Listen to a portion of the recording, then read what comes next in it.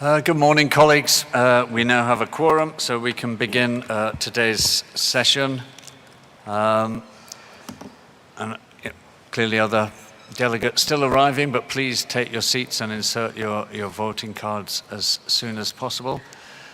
I hope you all had a relaxing weekend and got a chance to see a little bit of Panama, but we're now entering the final week of the COP, and we still have an enormous amount of work to do. I will outline my plans for today in a moment, but first we have some announcements from the Secretariat. So you have the floor. Thank you very much, Chair, and good morning to everybody. There have been some cases of COVID amongst the participants at this meeting, so we've arranged a supply of masks. You can pick them up from the information desk if you wish to wear one. Secondly, on your desk in front of you, hopefully you will find an extract from the CITES directory of management and scientific authorities with all your contact details. We'd appreciate it if you would check the accuracy of the entry and sign it and return it to the registration desk. So I say again, the registration desk, so that we can make sure that the website accurately records the contact details for your management and scientific authorities. Thank you very much for your cooperation with this exercise. It's in everybody's interest that we can contact each other. Thank you.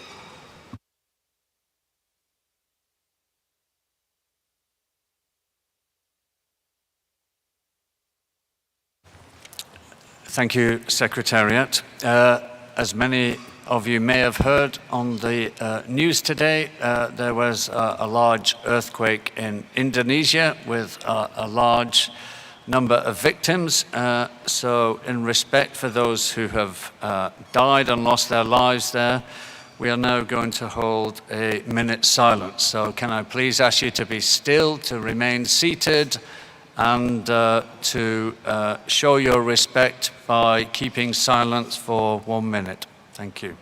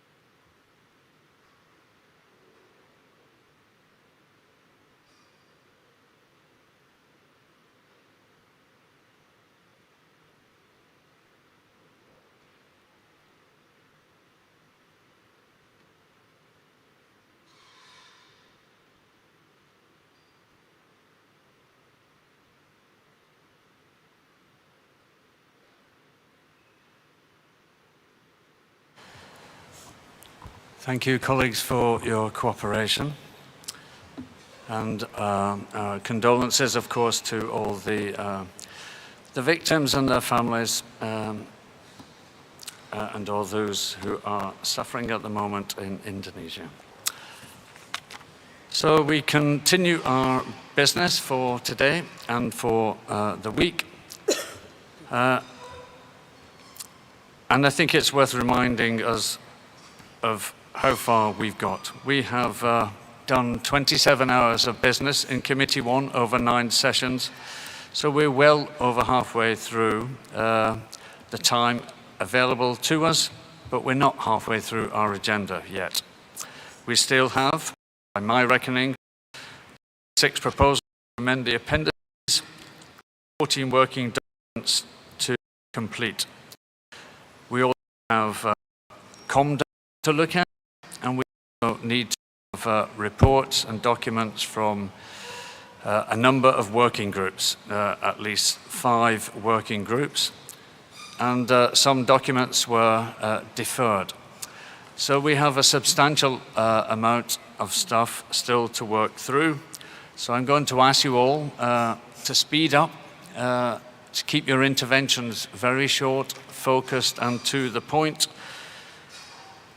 And I know in many ways that things in the second week get a little bit more pressured for time, and it doesn't necessarily seem fair that some proposals or documents get more attention than others, but it is just a fact of life, really, that there is more interest in some subjects than others.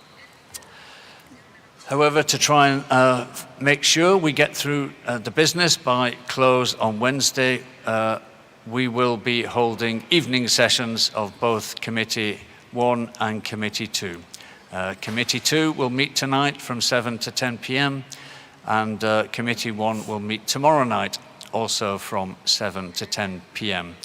So please be aware of that, and please make sure you are in attendance so that we are quorate and continue our business.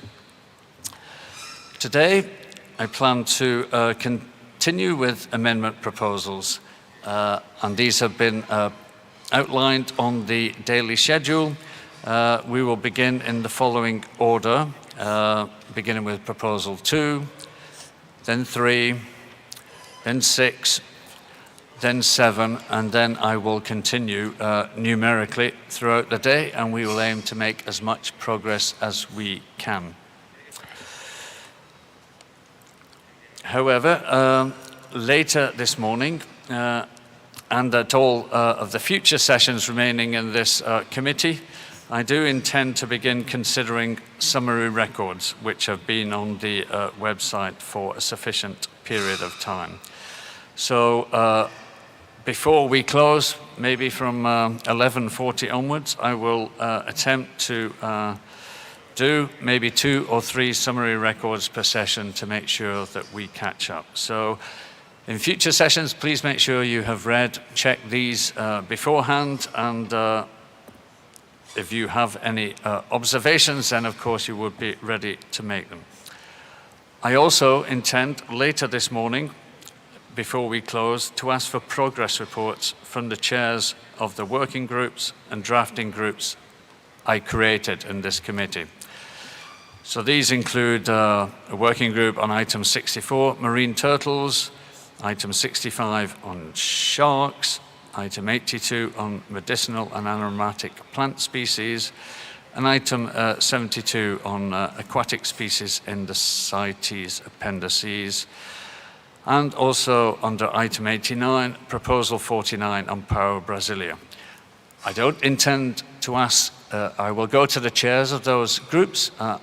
I don't intend them to ask, or to ask them to tell us the outcome of the working group, but what I want to know is how progress is going, so that they can tell us if they've completed their business, everything is on track, and they should have a document for us to consider by a certain time. So it is really a progress report. And I will also, of course, ask the proponents of, I think it was document 83, which we kind of deferred for informal considerations, if they could advise us on the progress made. So hopefully you might have the relevant person in the room for, I guess, 11:30 onwards, so we could do that, and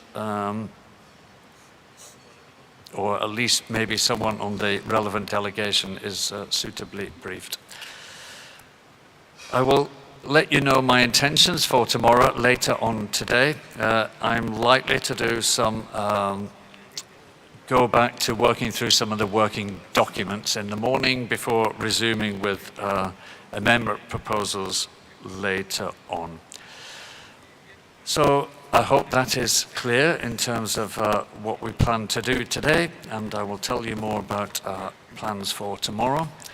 But we begin our business today with proposal number 2, which is on Ceratotherium simum, population of Namibia, white rhinoceros, and the proposal is for the transfer from Appendix 1 to Appendix 2. With an annotation, however, I will let the proponents introduce this item, and they can detail the annotation as well. So Botswana or Namibia, I now offer you the floor. And I see Namibia, so you have the floor. Thank you very much, Mr. Chairperson, for giving Namibia the floor to introduce Proposal 2 on behalf of the two proponents, Botswana and Namibia. Mr. Chairperson, Proposal 2 seeks to transfer the population of the Namibian population of white rhinoceros from Appendix 1 to Appendix 2, with the annotation of exclusive purpose of allowing international trade in live animals for in-situ conservation only and hunting trophies. All other specimens shall be deemed to be specimens of species included in Appendix 1, and the trade in them shall be regulated accordingly. Mr. Chairperson, the Namibian white rhinoceros population is secure. We have an increasing population of white rhinoceros, the second largest population in the world after South Africa. The population does not meet the biological criteria for inclusion in Appendix 1. Namibia has white rhinos population in private hands. Some quarters do not want to recognize these rhinoceros as being wild population. These populations are enclosed in areas not smaller than 1,000 hectares as dictated by our national legislation. In fact, we do not have a property smaller than 2,000 hectares with white rhinoceros, and the population are not intensively managed.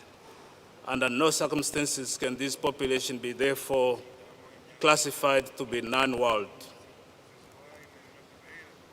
The proposed transfer to Appendix 2 will not threaten the survival of the species in Namibia, as the necessary control and enforcement measures are in place and have shown to be relatively successful in curbing illegal killing and illegal trade.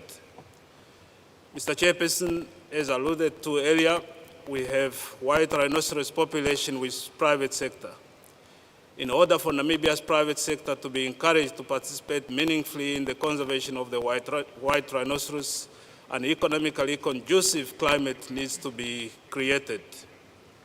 If Namibia can encourage private sector participation in rhinoceros conservation, as South Africa has so successfully done, the amount of habitat available to white rhinoceros and occupied by white rhinoceros can be vastly increased. We can only achieve that if we create incentives through trade in live white rhinoceros and the export of trophies without too many restrictions. Namibia's conservation efforts in protected areas and other parts of the country have relied heavily on the sustainable utilization of wildlife resources, and in the past, the occasional sale of live rhinoceros has contributed meaningfully to the funding conservation programs. Trade in live white rhinoceros under Appendix 2 will not only help Namibia to create many and viable subpopulations, but will also facilitate live export to other range states. The latter has greater benefits to the white rhinoceros conservation within its natural range. Mr. Chairperson, we therefore call on all parties present here to support our conservation initiative in trying to contribute to the wider conservation program of these species. We submit, Chair. Thank you. Thank you, Namibia, for your introduction. And with that, I open the floor for comments from parties. I see Senegal, followed by Zimbabwe.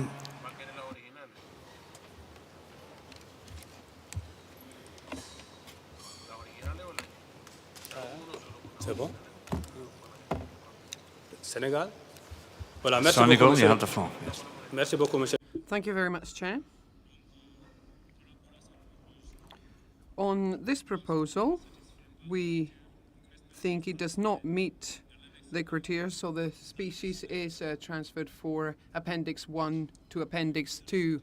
The rhinoceros is a very vulnerable species nowadays. It's found only in this southern area of Africa, and if we reopen trade of these species, we are certain to know that the species will be exterminated in Africa, and we therefore are very much against this proposal that does not meet the criteria. Thank you.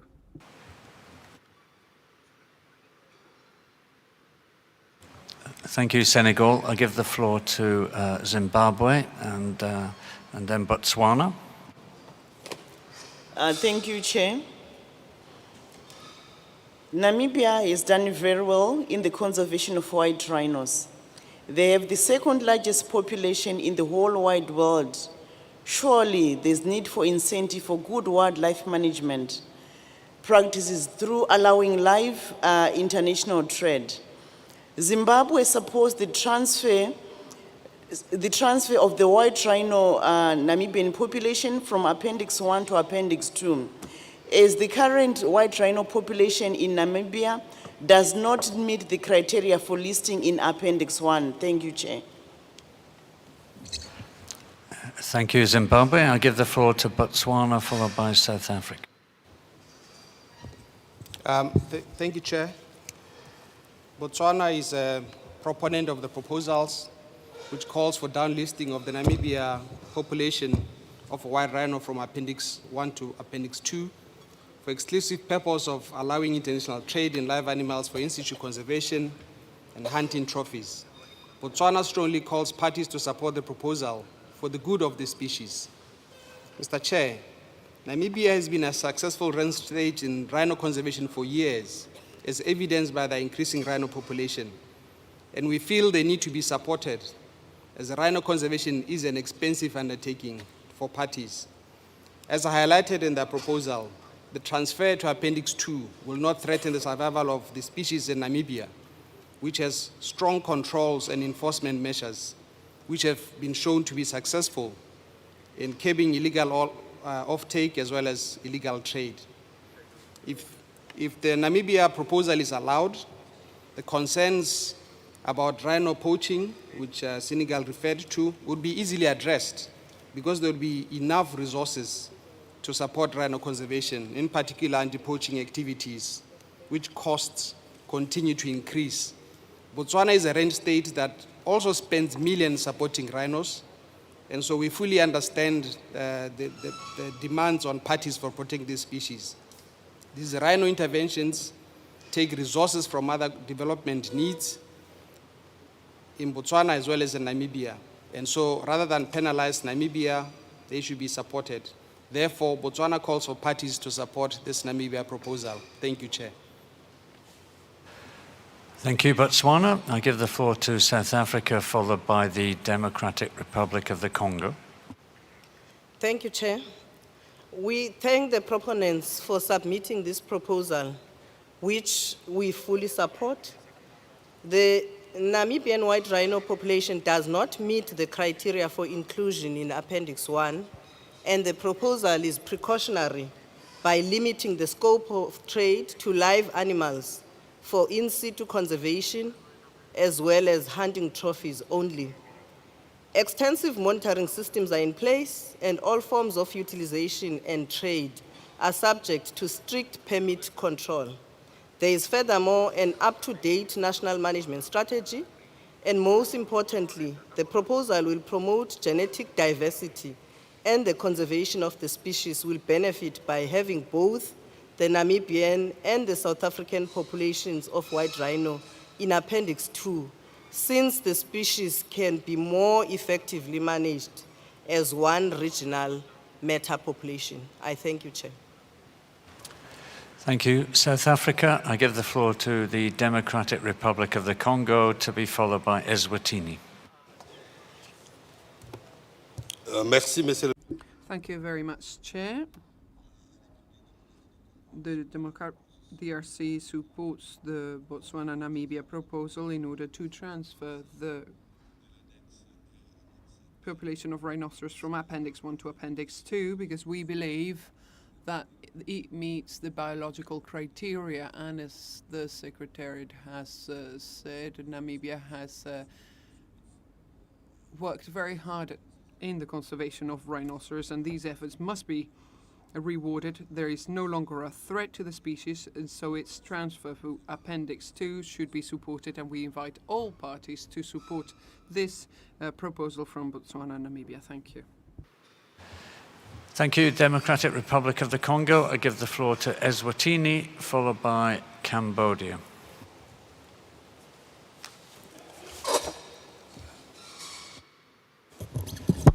Thank you, Chair. The Kingdom of Eswatini would like to thank the proponent that brought the proposal forward. Namibian rhinos, they do not meet the criteria to be in the Appendix 1. So Namibia has to be supported, and Namibian has been very, very successful in rhino conservation for some years. So I urge all parties to support the proposal. Thank you. Thank you, Eswatini. I give the floor to Cambodia, followed by Panama. Thank you, Mr. Chair. Cambodia ally ourselves with Zimbabwe, Botswana, South Africa, the Democratic Congo, Eswatini in supporting this proposal. Thank you, Mr. Chair. Thank you, Cambodia. I give the floor to Panama, followed by United Republic of Tanzania. Gracias, Presidente. Thank you, Chair. I'm going to stay brief. This proposal is almost the same as what we discussed last week on African elephants. We agree with what Senegal has said, that it does not meet the criteria to be downlisted from Appendix 1 to Appendix 2. In addition, the populations may be growing, but they are not safe. And it also doesn't explain how hunting trophies are going to support communities in their livelihoods and in preparing the survival of the species. Demand wouldn't be sufficient, and it would harm not only these populations but others. Thank you. Thank you, Panama. I give the floor now to Tanzania, followed by the European Union. Thank you, Chair. The United Republic of Tanzania supports the proposal by Namibia to transfer its population of white rhino from Appendix 1 to Appendix 2. The population of Namibia of white rhino does not meet the biological criteria for inclusion in Appendix 1. The proposal, if approved, will facilitate the trade in live white rhinoceros and create an incentive to both government and private sector. Thank you, Chair. Thank you, Tanzania. I give the floor to the European Union, followed by Japan. Thank you, Chair. I speak on behalf of the European Union and its member states. We recognize the success of Namibia in the management of their white rhino populations, as well as all their efforts made in the continuous fight against poaching and illegal trade in rhino horn. We welcome the good cooperation between South Africa and Namibia, which has greatly contributed to the conservation of the species by reintroducing white rhino to the Namibian territory. However, this is also part of our concern. The increase in the Namibian population is to a large extent due to the imports of live rhinos from South Africa, and many populations remain small and fragmented in Namibia. Therefore, the EU and its member states can only support the transfer to Appendix 2 for live animals for in situ conservation purpose, with the clarification in the annotation that such transfers are only to be done to sites within the species' natural and historical range in Africa. We cannot support the transfer to Appendix 2 for trade in hunting trophies for precautionary reasons. There is evidence that rhino horns originated from hunting trophies have entered illegal trade. Trade in Appendix 2 would mean less scrutiny of such trade. To conclude, the EU and its member states support Part A of the annotation, but we oppose Part B. Thank you, Chair.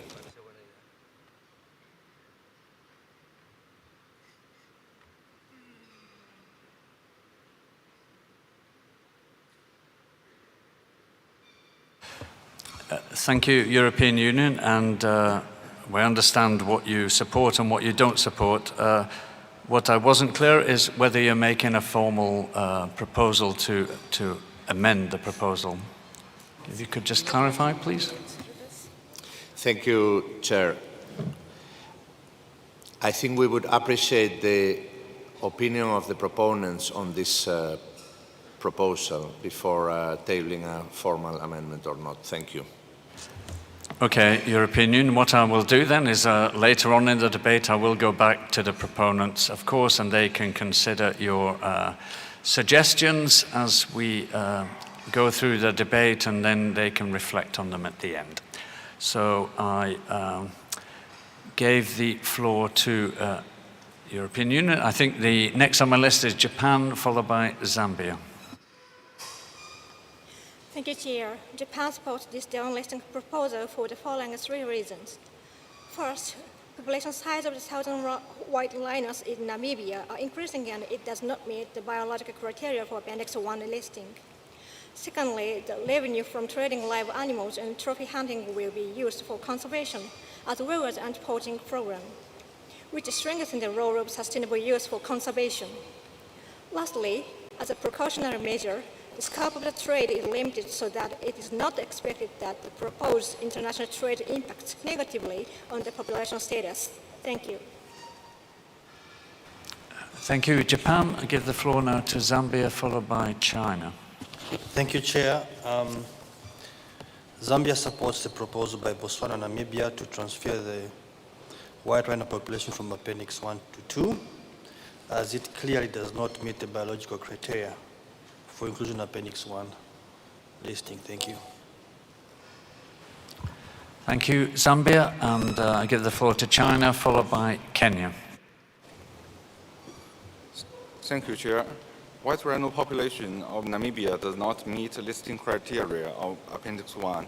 The proposed annotation also meets the requirements of precautionary principle. For years, the same annotation does not for South Africa and Swaziland does not show obvious trade regulation problem. So China believes that this proposal is reasonable, and we support it. Thank you, Chair. Thank you, China. I give the floor to Kenya, followed by the United Kingdom. Thank you, Chairman. Chairman, Kenya will wish to thank both Botswana and Namibia for their efforts on the conservation of the white rhino. Kenya is a range state for both the eastern black rhino and the southern white rhino, and is also hosting the last 2 species of the northern white. And one of the reasons there are only remaining 2 is because of poaching for their rhino horn. They went extinct in DRC, Congo, and in Sudan, mainly due to poaching for the rhino horn. Chairman, poaching for rhino horn remains a threat to law enforcement. And as we appreciate the conservation efforts, the demand for rhino horn is still a reality. The disbelief that it is a rhino horn is medicine is still there, and there's still high demand that poses a sportsman's challenge. We strongly feel that split listing, as proposed in this proposal, will lead to management complications, and we therefore do not support the downlisting of this as proposed in the proposal. Thank you, Chair.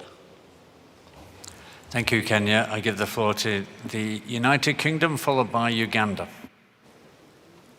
Thank you, Chair. We commend Namibia's continued efforts to conserve rhinos and would thank Namibia for its ongoing efforts to protect this important species. Whilst we do caution that the wild population is still relatively small and vigilance is needed to ensure threats are managed, with no marked decline in over 40 years, we consider this downlisting with the associated precautionary measures is likely justified. But, in light of persisting threats to rhino populations in the region, we would ask that Namibia provide some additional information in regards to this proposal. Firstly, we would welcome clarification on the number of trophies likely to be exported annually and how the sustainability and impact of these exports will be ensured. Secondly, we would appreciate clarity on whether the proceeds generated from trophy hunting will be reinvested into conservation, and if so, how will this be ensured and monitored, in particular in situations of private ownership? With clarity on these questions, we would be able to support the proposal, but we would keep the situation over the coming years under close scrutiny in the event of any negative impacts on the population. Thank you, Chair. Thank you. United Kingdom, I give the floor now to Uganda, followed by Israel. Thank you, Chair. Chair, we thank the Republic of Namibia for this proposal. Chair, Uganda used to be a home range for the eastern black and northern white rhinos, but sadly we lost all our populations because of poaching and related threats at that time. Chair, we have over the years noted that the failure to allow movement and hosting of populations in other regions has been a threat and has constrained our efforts to reintroduce some of the previous species because it's difficult to source them. Chair, we have also learned that rhino conservation is highly costly and requires considerable investment. We've also noted from the proposal that a considerable population of the rhinos in Namibia is on private land. Now, that requires creation of incentives for these private investors to be able to sustain and maintain these populations on their private property. Chair, we therefore think allowing live exchange or trade would be ideal.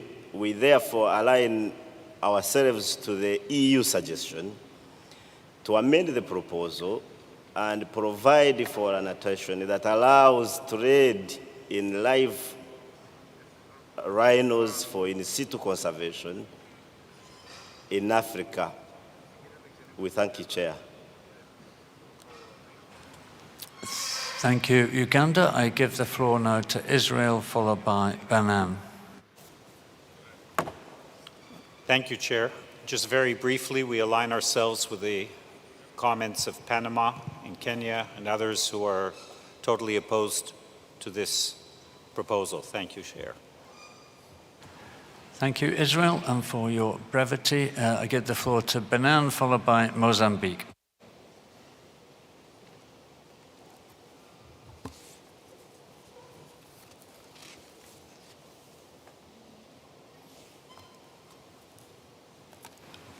Benin, you have the floor. Merci, Monsieur le Président. Thank you, Chair. I will also be brief. We do not support the proposal that has been made by Namibia and Botswana. The population of rhinoceros is still facing a major risk.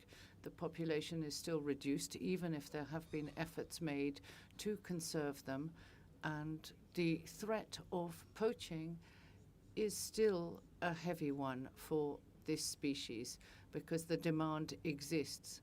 So we join Senegal in opposing this proposal. Thank you. Thank you, Banan. I give the floor to Mozambique, followed by Mexico. Thank you, Chair. Mozambique wishes to voice its strong support to Botswana's and Namibia's proposal. The reason for that support derives from the fact that both countries have a stable population of white rhinos, and secondly, from the fact that both countries have conservation measures in place which we deem to be appropriate. That's why Mozambique supports the proposal made by Botswana and Namibia. Thank you, Chair. Thank you, Mozambique. I now give the floor to Mexico, to be followed by the Central African Republic, and then Niger, and the Congo. And with that, I will close the list. We've heard a good range of views, I think. So, Mexico, you have the floor. Thank you, Chair. We have analysed this proposal and listened closely to the debate, and we can state that the population of Namibia does not meet the criteria for Appendix 1. The population may be small, but it is growing, and they have potential habitat across many areas, and there are important schemes underway. There is some illegal trade, but it's not significant. And the population that they are putting forward is just for live animals, for in situ conservation. And I think it's important to say that currently they have hunting trophies that are already allowed. And I'm referring to the suggestion made by the European Union that they would partially support the proposal where they already have hunting trophies allowed. What they'd like to do is to be able to have movement of live specimens for in situ conservation. So our delegation supports this proposal, and we would like just to have more clarity on that, because proposing the removal of hunting trophies would make it more restrictive. And so I think it would be important to have clarification on that. We see the benefits of allowing the movement of live specimens for in situ conservation in suitable countries. Thank you.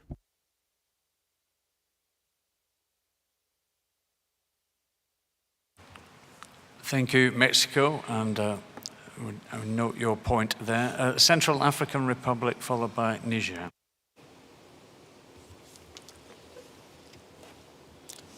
Merci, Monsieur le Président.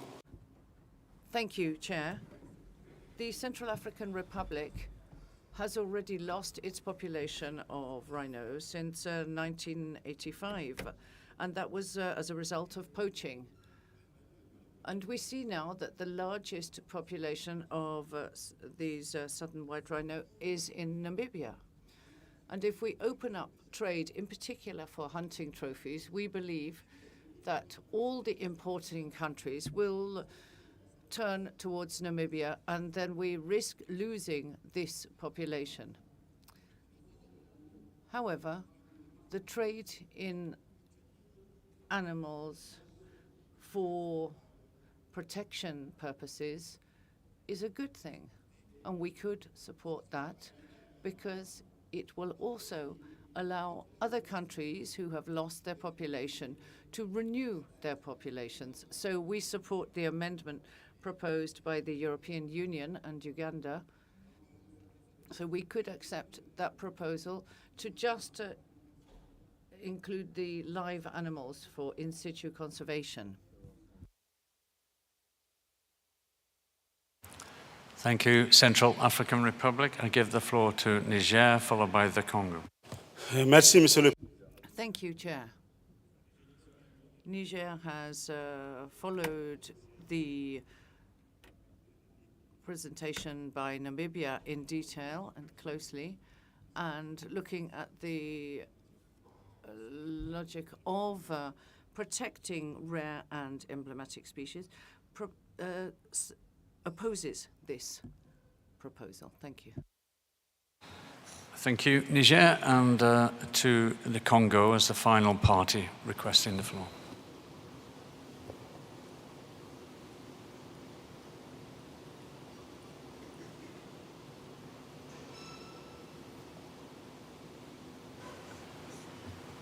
You have the floor, the Congo. Merci beaucoup, Monsieur. Thank you, Chair.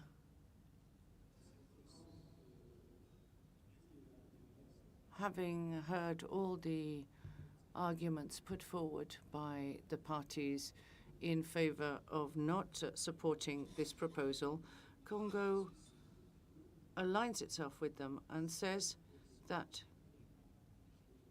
this proposal should be rejected. Thank you.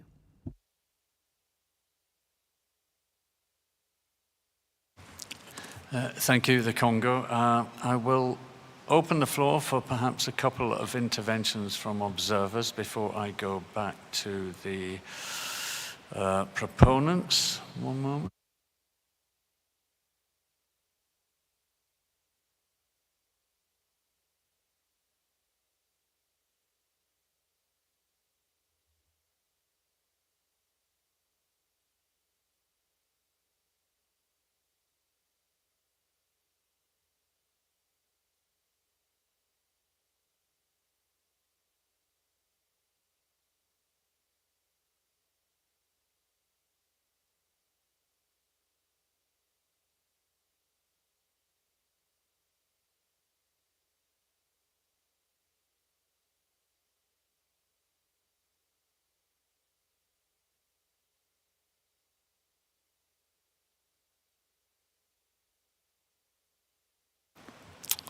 Thank you. I'll give the floor to begin with to CIC. You have the floor. Thank you, Chair. I'm making this intervention on behalf of the CIC and other sustainable use organizations, the list of which we will be providing. Chair, the population of white rhino of Namibia does not meet the biological criteria in Annex 1 of Resolution CONF 9.24, Rev CoP19, for its inclusion in Appendix 1. Therefore, we strongly support the proposal that the rhino is transferred to Appendix 2 with the proposed annotations. We note in particular Namibia's National Strategy on Wildlife Protection and Law Enforcement 2021 to 2025 and the operation of Blue Rhino Specialist Report 2021-01, which results in the shift from the reactive to proactive law enforcement to combat wildlife crime, and also the associated reductions in rhino losses reported both by Namibia and South Africa. The CIC strongly supports this proposal as it presents to the international conservation community a well-documented and a great conservation success that meets entirely the criteria for a transfer to CITES Appendix 2 as laid down in the CITES Resolution CONF 9.24. Chair, according to the report by the IUCN Species Survival Commission, African and Asian rhino specialist groups and traffic in document CoP19 Doc 2075, the Namibian rhino population in 2021 reached more than 1,000 individuals. And we want to congratulate Namibia for their very successful wildlife conservation efforts, as Namibia now has the second largest rhino population in the world, one that has more than doubled in the last 10 years. We support strongly this proposal and recommend that parties adopt it as it stands. Thank you, Chair.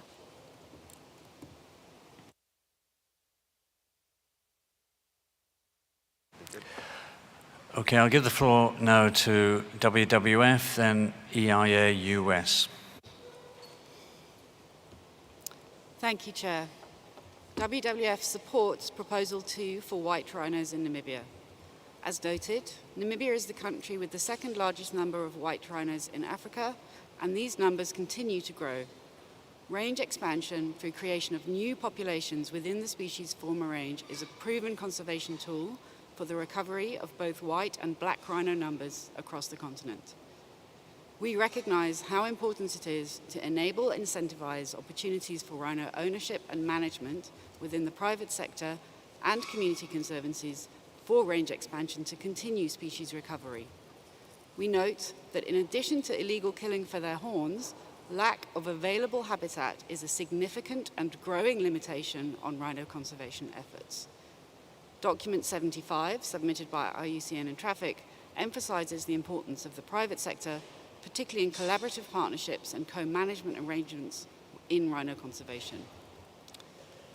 With regards to the proposed EU amendment, as with document 66.4.2, we note that the introduction of the southern subspecies of white rhinos in free-ranging conditions outside their natural range into areas that were formerly occupied by the northern subspecies of white rhinos has played an important contribution to their conservation and role as ecological equivalents. We request parties to bear this in mind in drafting of any decisions related to rhino species and subspecies range to ensure that unintended consequences do not constitute obstacles to conservation effort. For these reasons, we encourage parties to support the transfer of the population of white rhino in Namibia from Appendix 1 to Appendix 2 for the exclusive purposes of the annotations in Proposal 2. Thank you, Chair. Thank you, WWF. I give the floor to EIA US and then SUCO SA, and with that I will close the list for observers. Thank you. Thank you, Chair.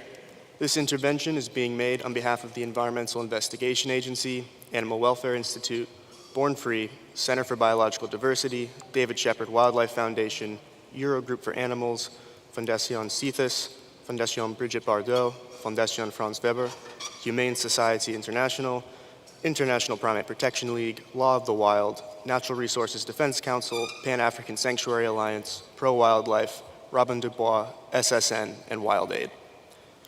We recognize and congratulate Namibia for the progress it has made to grow its population of southern white rhino. However, the population remains small at 1,200 individuals and is affected by poaching and illegal trade. Moreover, based on the information available in the proposal, it appears the population is restricted in its distribution and highly fragmented. Namibia's white rhinos therefore continue to meet the biological criteria for listing on Appendix 1 pursuant to Resolution COP 9.24. Namibia's white rhino population represents less than 8% of the total continental population, which has fallen precipitously over the past decade due to poaching and rhino horn trafficking. Only a small proportion of Namibia's white rhinos are found in state-run protected areas. Worryingly, Namibia has experienced an increase in rhino poaching this year, with at least 60 reportedly killed as of October. This year's poaching total already exceeds the total number of rhinos poached both in 2021 and 2020. We share questions raised by several parties about the information contained in the proposal or lack thereof, and we have additional concerns about the lack of the important details in the proposal. Considering that it will presumably be the privately owned rhinos, comprising 77% of the population in 85 separate populations, that are most affected by the proposed annotation to allow commercial trade in trophies and live animals, it is critical that the fundamental details on their status and management are made available to and evaluated by parties in order to fully understand and legitimately consider the proposal. We appreciate the new information provided by Namibia during the introduction of the proposal. However, no information is provided in the proposal itself on the sizes of these populations, the area over which they are distributed, and details on their management. While a 2022 white rhino management strategy is referenced in the proposal, it does not appear to be publicly available. So we therefore support the interventions from Senegal, Panama, Kenya, Israel, Benin, Niger, and Congo, and urge parties to reject this proposal. Thank you. Thank you, EIA US. I now give the floor to SUCO SA, and that will be it. There's no time now for any more observer interventions, I regret. You have the floor. Thank you, sir. I make this intervention on behalf of SUCO SA and several other observers, a list which can be provided in written form. Mr. Chair, when will the conservation success of range states be recognized by CITES? When will CITES celebrate and reward countries for their achievements? Surely it's a proud day for CITES when requests to downlist from Appendix 1 to Appendix 2 are made. This demonstrates the triumphant success of CITES, the success of conservation, and hope for the southern white rhino.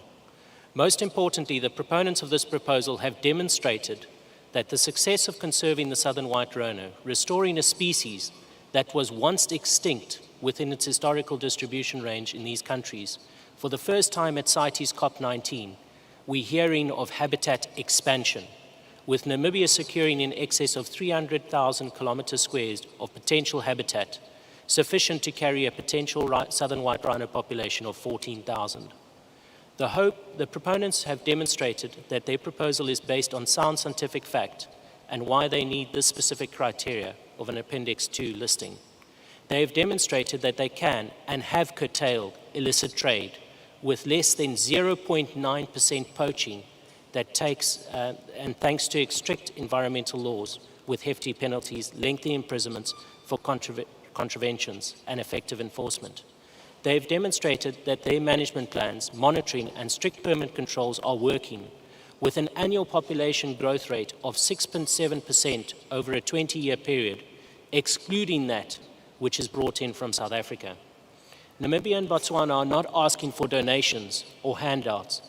They are merely asking for supportive CITES protocols to facilitate a means of ensuring continued conservation success, a success that South Africa has also demonstrated as it grew the southern white rhino population through legal trophy hunting and trade from just 2,000 to 19,000 animals over a period of 35 years. Ladies and gentlemen, Nelson Mandela once said, "May your choices reflect your hopes, not your fears." Namibia and Botswana's proposal is a story of hope, a story of success, a story of achievement, a story of triumphant victory. CoP19 implores the Convention to make a decision based on scientific fact in front of you and the hopes of expanded habitat of the southern white rhino. We fully support this proposal. To ignore the truth in front of you and by voting no on this proposal will place blood on your hands, as it is as criminal as killing this southern white rhino yourself. Vote for hope. Vote for the southern white rhino. Vote yes. Thank you, Chair. Thank you, Suko, South Africa. So in coming to a conclusion on this proposal, clearly I've heard quite a lot of support for the proposal as originally suggested. I've heard some opposition too. I've also heard from the EU a suggestion that that the proposal might be amended to retain the paragraph A, live animals for in situ conservation only, but to delete hunting trophies, which seems to me to reduce the scope of the proposal and therefore be acceptable. That has also been supported by a couple of other parties. However, it is not a formally proposed amendment at this stage. So I would now like to go back to the proponents for any reflection on what they would like to do as a way forward. And I've also note that there were questions, I think, from the United Kingdom, which the proponents might want to reflect on if they are able at this stage. So Namibia or Botswana, you have the floor.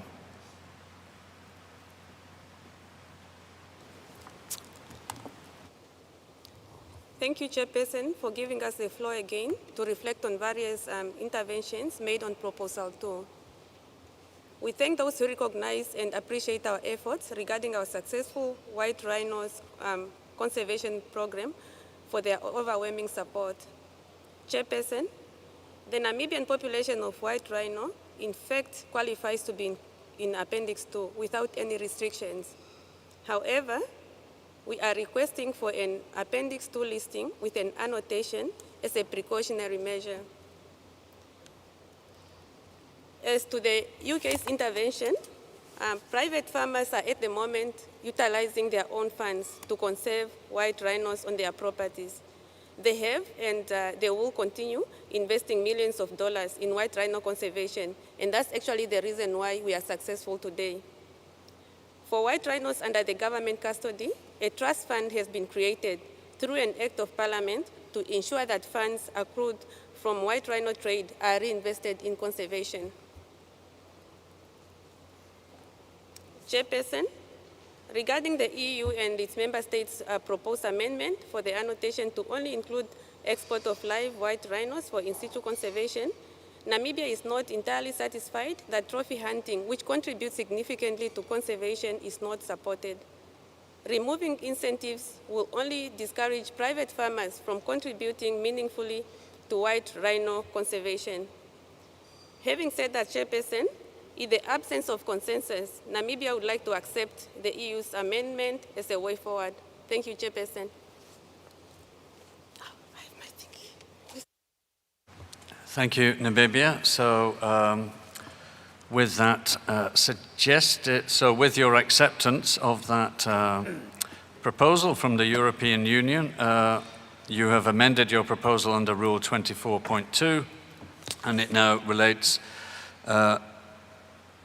it now deletes paragraph B, which refers to hunting trophies and refers solely to live animals for in situ conservation only. There was, I understand that change now, and that is acceptable. There was still quite significant opposition to the proposal as a whole, and probably without having another debate, understood that the people who opposed the proposal imposed it in its entirety. And I think probably the only way to resolve this issue is through a vote. That is what I intend to set this shortly. So just give me a minute to sort out the document.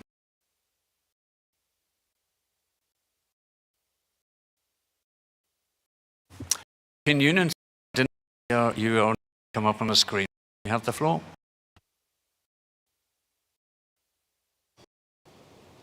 Thank you, Chair. I pressed the button how it did. So I just want to record my intervention. I added to the point A to the clarification. I'm sorry if I was not clear enough. The clarification that for the exclusive purpose of allowing international trade in live animals for in situ conservation only within the species' natural and historical range in Africa.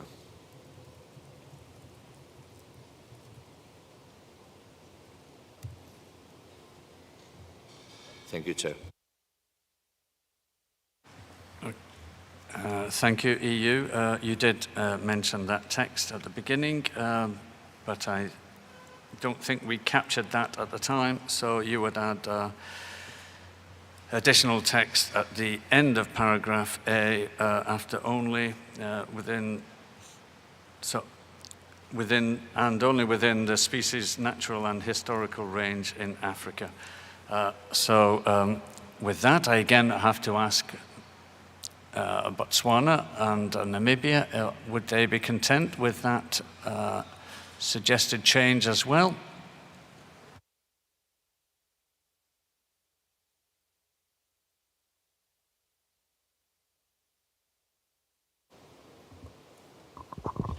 Yes, Chairperson, we confirm that. Yes.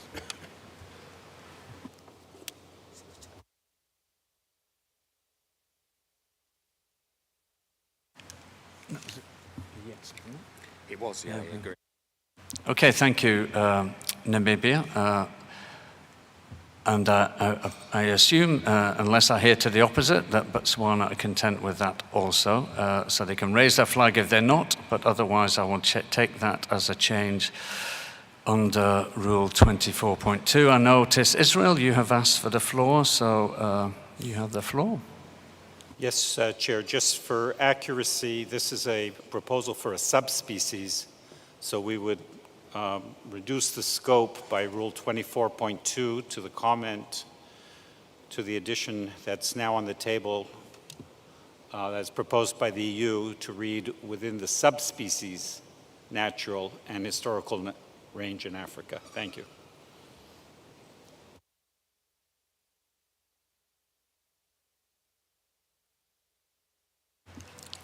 Thank you, Israel. I think you're technically correct there, and unless Namibia or Botswana object, I will assume you are happy with that.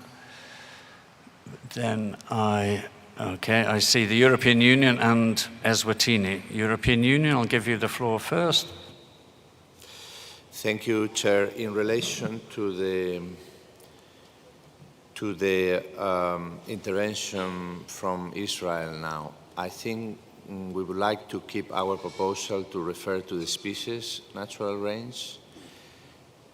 This way, we would also consider some transfers that are being done to some countries in Africa. Thank you. Okay, thank you. European Union. Namibia, you've asked for the floor, and after that I will give the floor to Eswatini. I know you. Chairperson, thank you for the floor again. We agree with the EU. Thank you.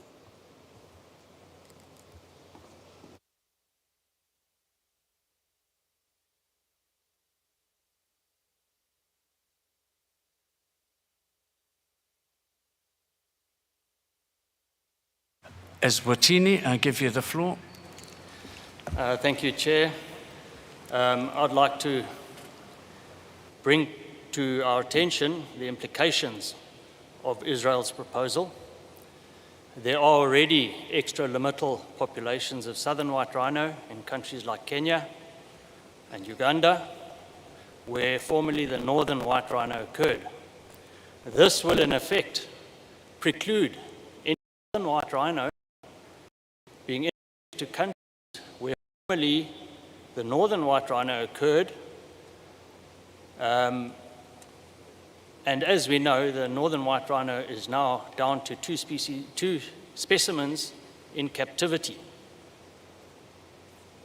So it would exclude the opportunity of moving southern white rhino to a large number of countries where the northern white rhino once occurred. Please, can we all be clear about that implication? Thank you. Thank you, Eswatini, and we note those comments. And a reminder also that the definition of species in Article 1A of the Convention does refer to species, subspecies, or geographically separate populations and so on. I think we know where we stand now. Namibia have accepted and Botswana, as co-proponents, have accepted the EU's suggested annotation with the wording referring to species, not subspecies.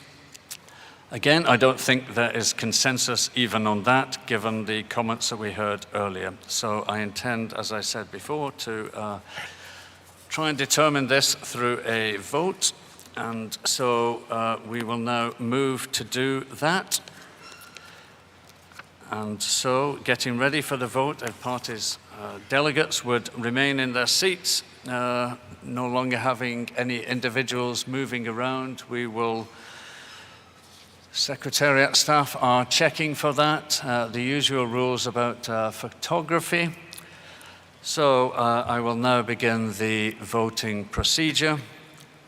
So this is a vote for Proposal 2. Ceratotherium simon, population of Namibia, transfer from Appendix 1 to Appendix 2, with the annotation that we've just heard amended. In other words, with Paragraph A, live animals for in situ conservation, and only within the species' natural and historical range in Africa. If you vote yes, you are in favor of the amended proposal. If you vote no, clearly you are against it. This is a normal vote, and the vote of the European Union will be cast by the delegation of the European Union. This is a proposal to amend the appendices, so it requires a 2/3 majority. I'm just going to wait for the technicians to tell me they are ready to proceed with the vote.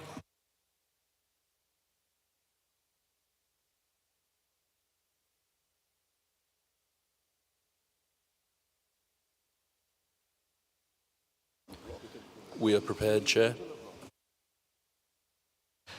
Thank you. So parties, you have 40 seconds to cast your vote, and the ballot is open now.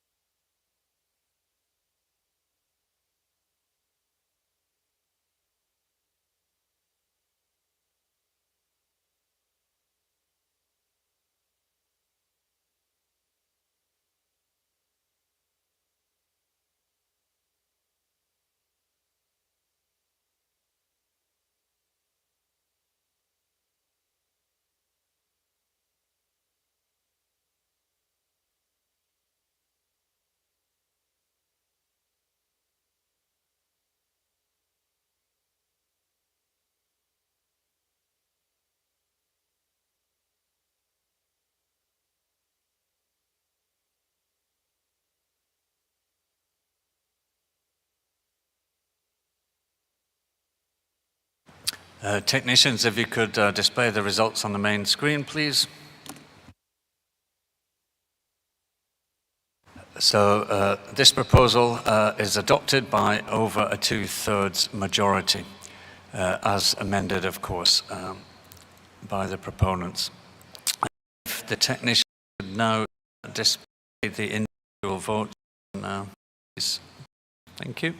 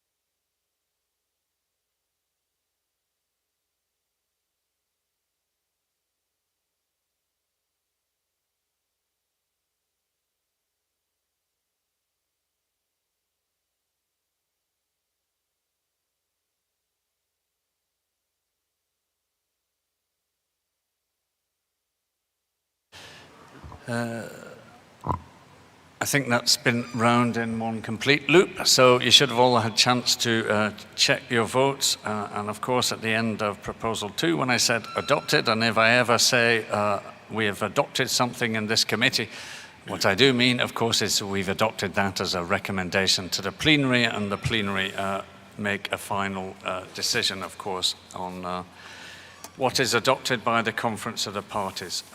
The next item on our agenda is Proposal 3, which is also for Ceratotherium simum. The proposal is from Eswatini to remove their existing annotation. So Eswatini, you have the floor. Thank you very much, Chair. Good morning, all delegates. Chair, Eswatini would like to introduce this proposal, number 3, for the removal of the annotation which was granted to Eswatini in 2004 when Eswatini's white rhino population was downlisted from CITES Appendix 1 to Appendix 2. Before I continue any further, Chair, I'd like to announce that we would like to make an addition to this proposal, and I'll give you the following text to be clear. Chair, at the end of the introductory paragraph of the proposal itself, we would like to add an 18-month delay in exercising such annotation removal shall apply to give the CITES Secretariat and identified trading states time to ensure that all trade control mechanisms are properly and transparently negotiated and implemented. Such oversight shall apply to every consignment. Close. Thank you.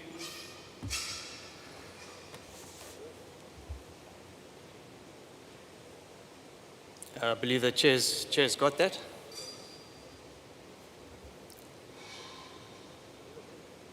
I think one more time, Eswatini, please, just to make sure that there's quite a lot of text, and it'd be useful to hear it again slowly. Thank you.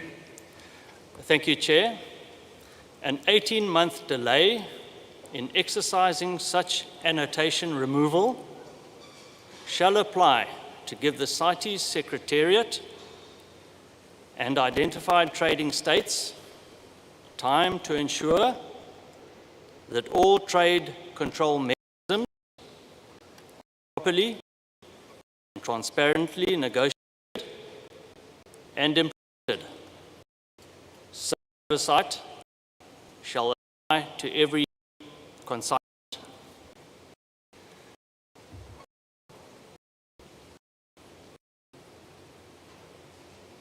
Thank you, Eswatini. We've noted that. Please continue with your introduction.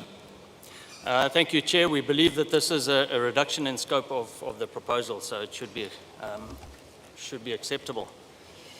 Chair, the purpose of this proposal is to allow Eswatini to now realize sustainable economic benefits for her tireless efforts to successfully conserve and protect the species in the country. For their benefit and for that of those who share the burden of their protection. This similar proposal has been presented twice previously, although in slightly different forms. Eswatini's white rhinos have increased substantially since the previous presentation of this proposal in Geneva. Importantly, we have not lost a single rhino to poaching since 2014, and only 3 since 1993, almost 3 decades. All poaching incidents have been solved quickly and conclusively, as have horn trafficking cases, with sentences of all 7 convictions having been between 24 and 29 years without the option of a fine. In the same period, our region has lost over 9,000 rhinos. So our controls are demonstrated to be in place over a substantial period. Comparing the situation at COP18 and the situation today at COP19, we have the same arguments with the same resistance. We have the same loss of animal life. We have the same loss of human life. Rangers continue to die in their tens. Rhinos continue to die in their thousands, about 2,000 since last COP. Poachers continue to die in their hundreds. Rhinos continue on their same population declines. The 2 rhino strongholds close to Eswatini continue on their same course of declines. The same criminal monopoly has been maintained through the same provisions of this same convention.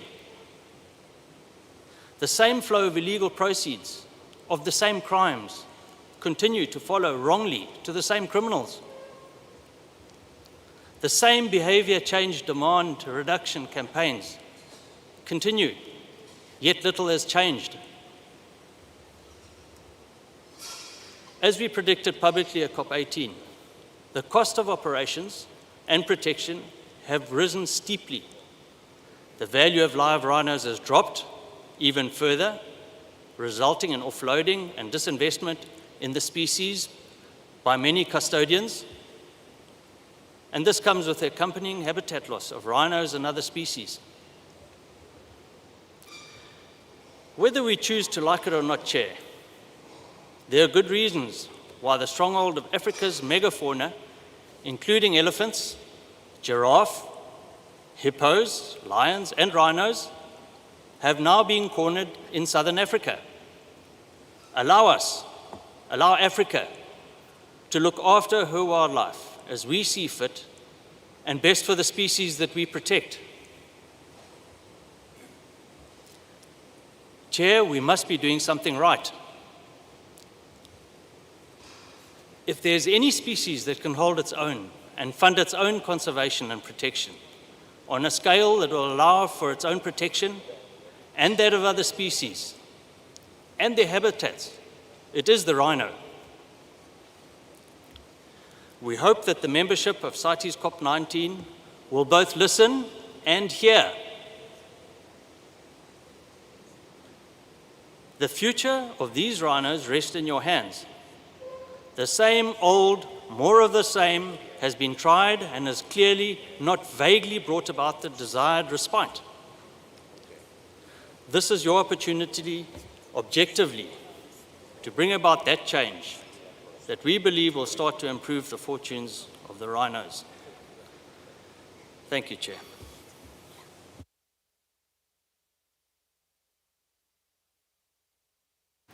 Thank you, Eswatini, and for providing that suggested annotation. I think the substance of your annotation is really an 18-month delay with substantial detail added after that.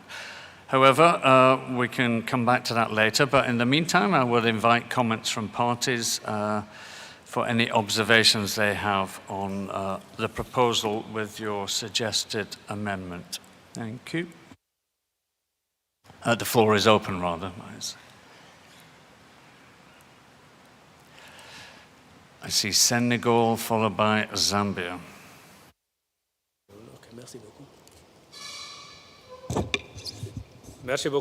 Thank you very much, Chair. First and foremost, I would like to congratulate the proponent of this proposal on the conservation efforts they have mentioned in this proposal. I have read through the proposal and I'm very confused, and I wonder actually what is this proposal all about. When we read the proposal, we see that there is already a stock of 330 kilograms and it's being traded, but we are requesting for more. But if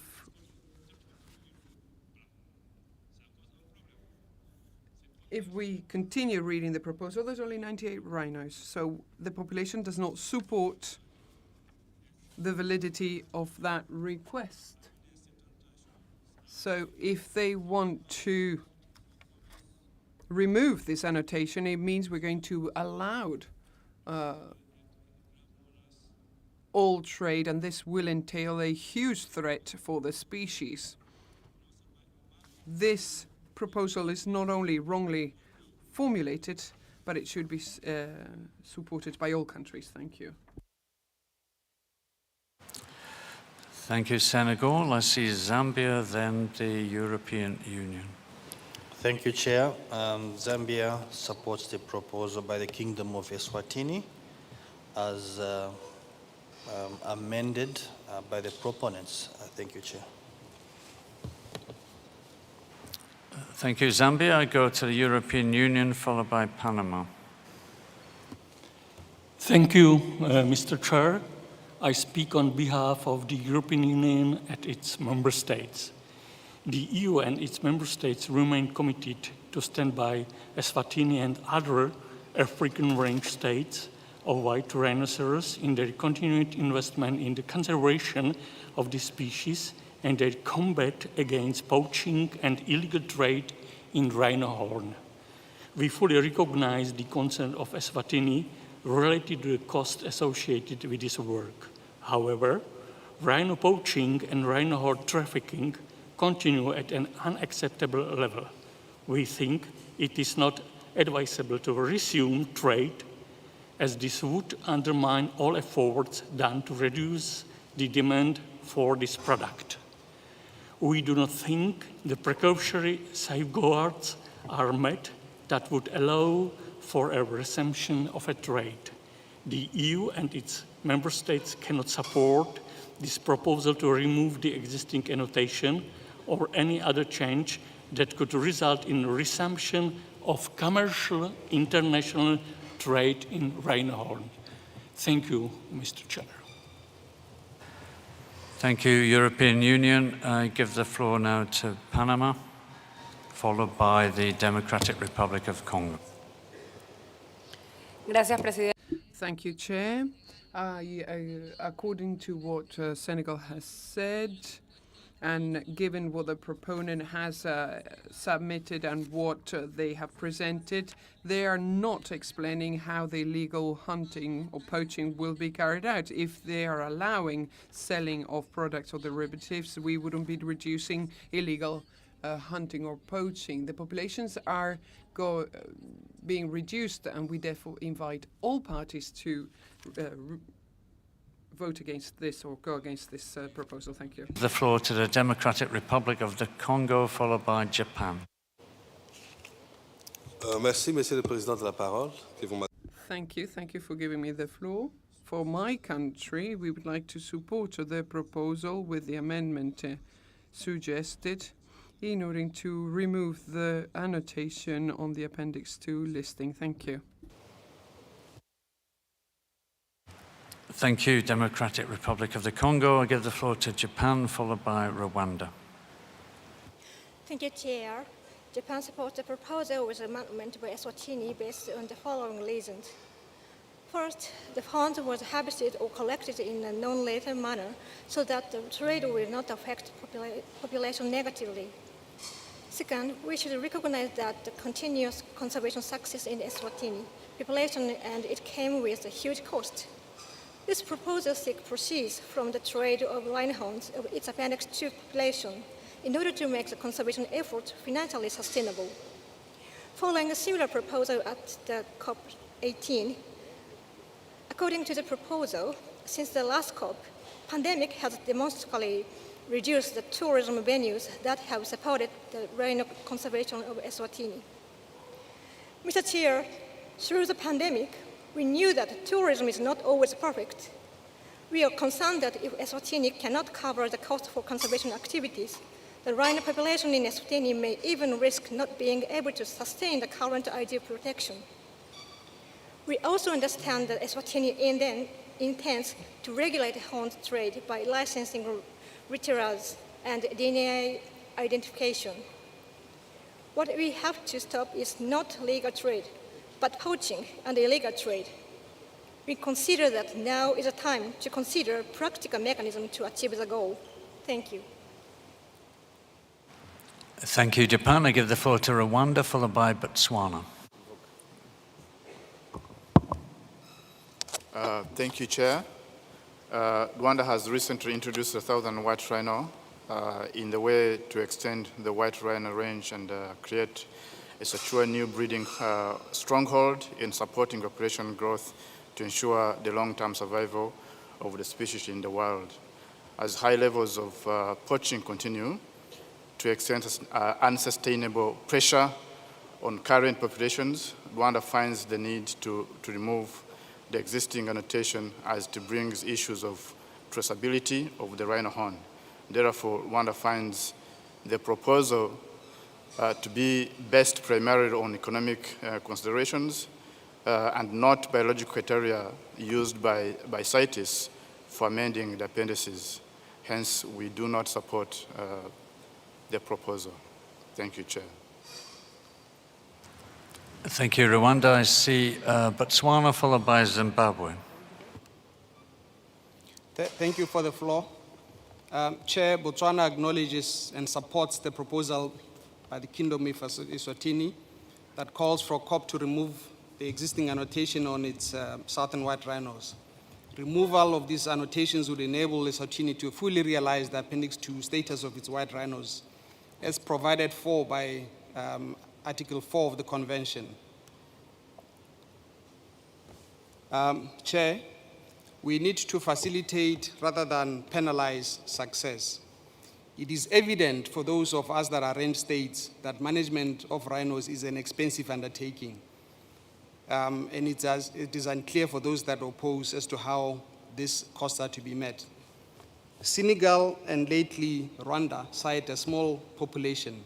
However, it is crucial to notice that, or for them to realize that it is actually the space constraint that Eswatini grapples with, associated with the costs of maintaining animals in such small areas.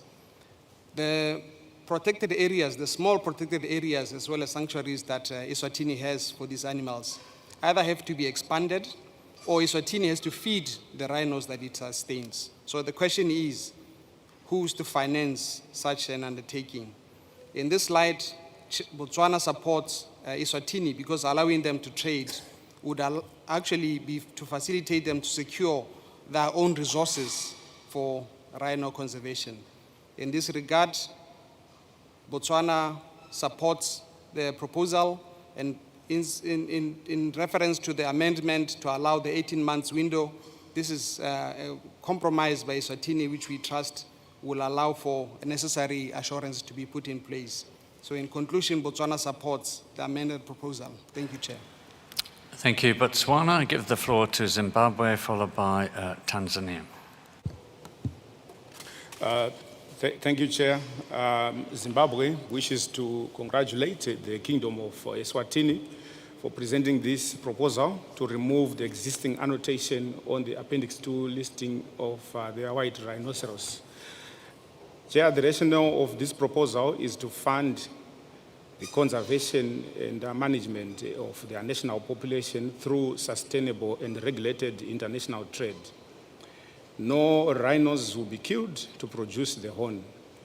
There is no biological or wildlife conservation reason not to trade in Appendix 2 species, provided that such trade is done sustainably. Trade in rhino horn from this population is far more likely to be beneficial than detrimental to conservation, taking into account the new amendment to allow time to come up with trade regulations. Trade in horn will finance conservation and anti-poaching measures, which will increase the protection status of the Eswatini rhino horn. Chair, Zimbabwe therefore supports the Kingdom of Eswatini's proposal and calls on all parties to support this worthy cause. Thank you, Chair. Thank you, Zimbabwe. I give the floor to Tanzania, followed by Namibia. I've now got a kind of growing list of parties, so I'm going to close the list now for parties. Please, no further requests from the floor. So, Tanzania, you have the floor. Thank you, Chair. The United Republic of Tanzania supports the amended proposal by Eswatini to remove the existing annotation on the Appendix 2 listing of Eswatini's population of white rhinos to allow legal trade of white rhino products. Mr. Chair, we believe that the trade in rhino horn will be used to finance conservation of the species and law enforcement measures. Thank you. Thank you, Tanzania. I give the floor to Namibia, then Israel. Thank you, Chairperson. Namibia supports Eswatini's proposal. Eswatini's white rhino population is increasing.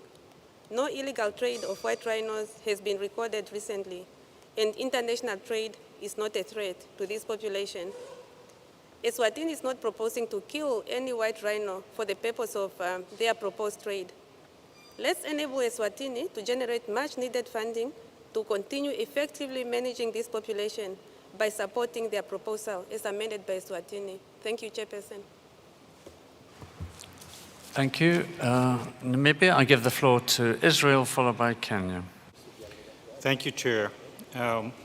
Initially, we can say that we do not support this proposal, not necessarily because of the issues having to do with the population of the rhino in Namibia, but more because of the trade restrictions. As we know, Eswatini is in Category 3. Their legislation does not conform to the minimum requirements of the convention. We don't know what their levels of control are that they're proposing. We are greatly fearful of opening the door to this kind of legal trade and its effects on populations of rhinos that are not as well controlled. For these reasons, Chair, we do not support this proposal. Thank you. Thank you, Israel. I see Kenya, followed by Ghana. Thank you, Mr. Chairman. Mr. Chairman, the proposal by Eswatini on removal of the annotation results in trade in rhino parts. Chairman,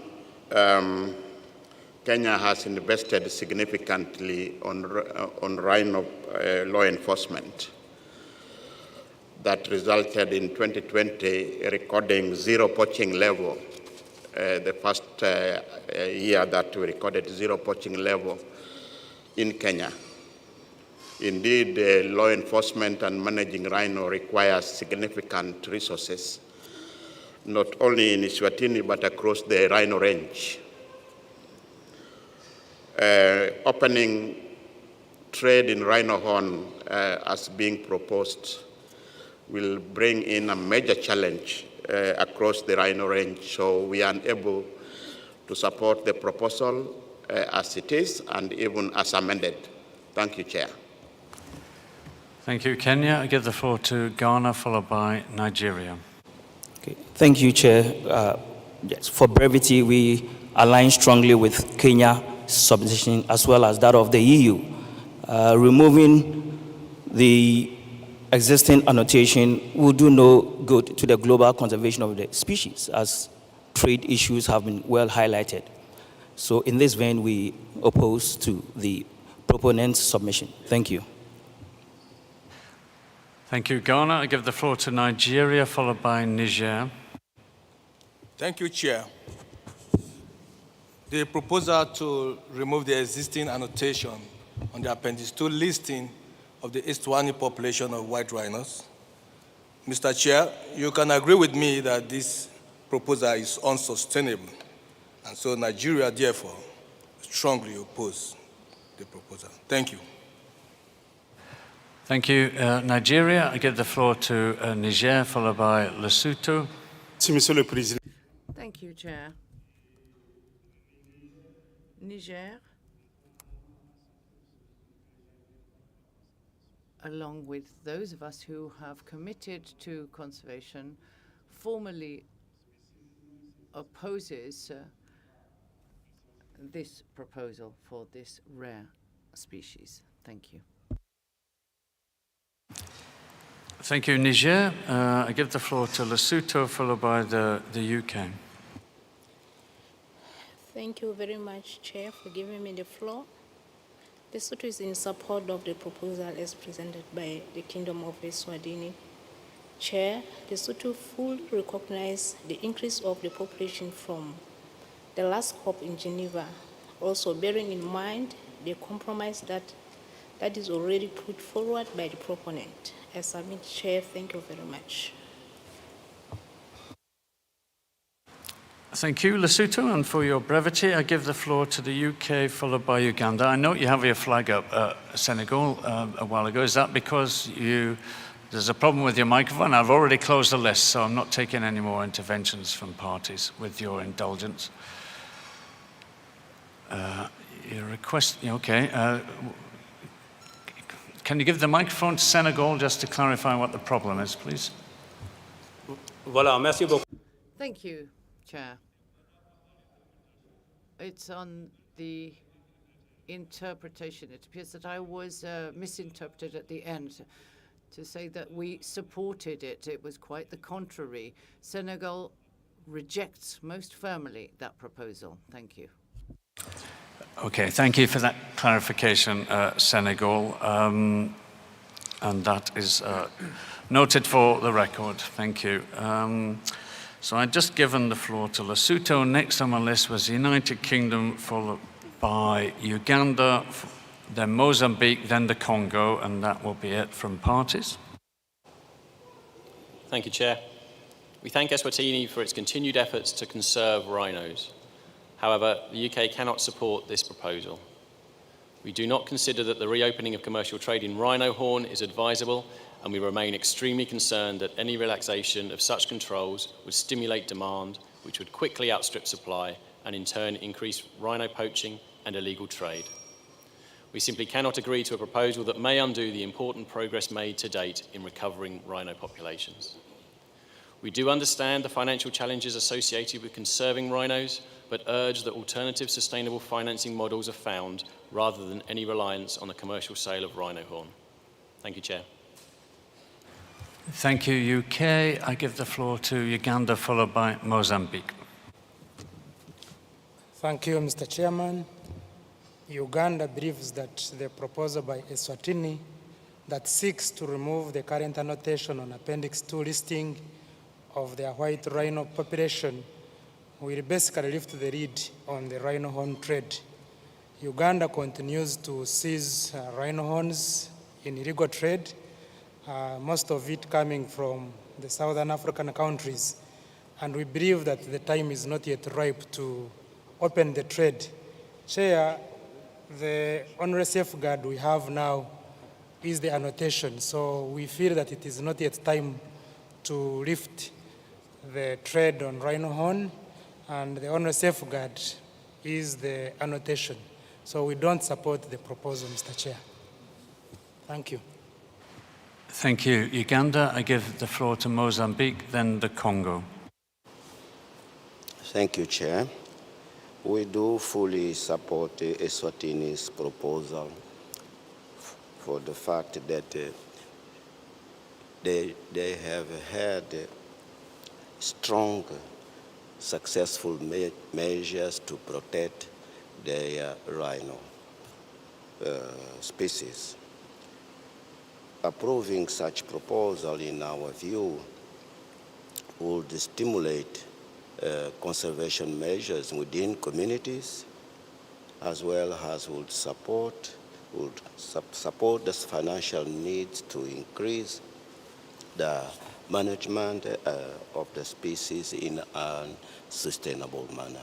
Thank you, Chair. Thank you, Mozambique. I now give the floor to the Congo. Thank you very much, Chair. Congo cannot support such a proposal, which would just feed the mafia networks of poaching and the wildlife crime that continues to threaten the species. Thank you. Thank you, the Congo. So that concludes the list of parties. Before I go back to Eswatini and ask them for their suggestions on a way forward, and also give my thoughts on their suggested annotation, I will try and give the floor to a couple of observers, but I request you, observer interventions are sometimes becoming longer than those being made by parties. And if I'm going to give the floor to observers over the next few days in our remaining time, then really you need to make things much more concise, please. So I will give the floor to Born Free Foundation. Thank you, Chair. This intervention is being made on behalf of 18 organizations, and a full list has been sent to the Secretariat. Africa's rhinos continue to suffer from a prolonged poaching crisis. The southern white rhino in particular has suffered a severe decline due to poaching, plummeting by more than 25% over the past decade to less than 16,000 rhinos surviving today. Eswatini's proposal would dismantle the international ban on commercial trade in rhino horn established by CITES in 1977 and risks severely increasing consumer demand for rhino horn, which in turn would fuel even more poaching. The proposal, including the proposed amendments by Eswatini, ignores the fact that rhino horn trade is illegal in major demand countries, and that these countries have invested significant time and other resources on demand reduction and other measures to implement the international ban, which would be wholly undermined by authorizing international commercial trade. This proposal is very similar to past proposals submitted by Eswatini at both COP17 and COP18, which parties resoundingly rejected. Since COP18, nothing has substantially changed with respect to the circumstances facing Eswatini's rhinos. At only 98 individuals, Eswatini's white rhino population remains very small and is at continued risk from poaching, illegal trade and drought. We support the interventions by Senegal, the EU, Panama, Rwanda, Israel, Kenya, Nigeria, Ghana, Niger, UK, Uganda and the Congo, and urge remaining parties to reject this proposal. Thank you, Chair. Thank you, Born Free. I'll give the floor now to IAW, and then that will be the final intervention from observers, with apologies to the others who have asked for the floor. IAW. Thank you, Mr. Chair. We believe CITES should facilitate good conservation and management and not be an obstacle to good conservation and management. In preference to sending Eswatini back home having achieved nothing, as a compromise, we would like parties to consider accepting Appendix 2 listing for a trial period. Transferring species from Appendix 1 to Appendix 2 for trial periods to test the utility of regulated international trade as a conservation mechanism is similar to that of the quota system that was adopted for Nile crocodile under Resolution Conf 722. Such an arrangement would allay growing concerns of one-way traffic of species to Appendix 1 and would, we believe, incentivise more effective management of some Appendix 1 species. Thank you, Mr. Chairman. Thank you, IAW. So I will come back to Eswatini in a moment, really. It seems to me that there is clearly no consensus on this proposal. I've heard a fair degree of support. I've also heard a fair degree of opposition, either with or without the amended annotation that you have proposed. And so I don't think it's going to be possible to resolve this by consensus. With respect to your proposed amendment, stroke annotation, clearly the rules of procedure allow you to reduce the scope and or to make the proposal more precise. And clearly the 18-month delay does do that. It seems to me that quite a degree of the text is not very precise. It's not necessarily clear what the various control measures might be.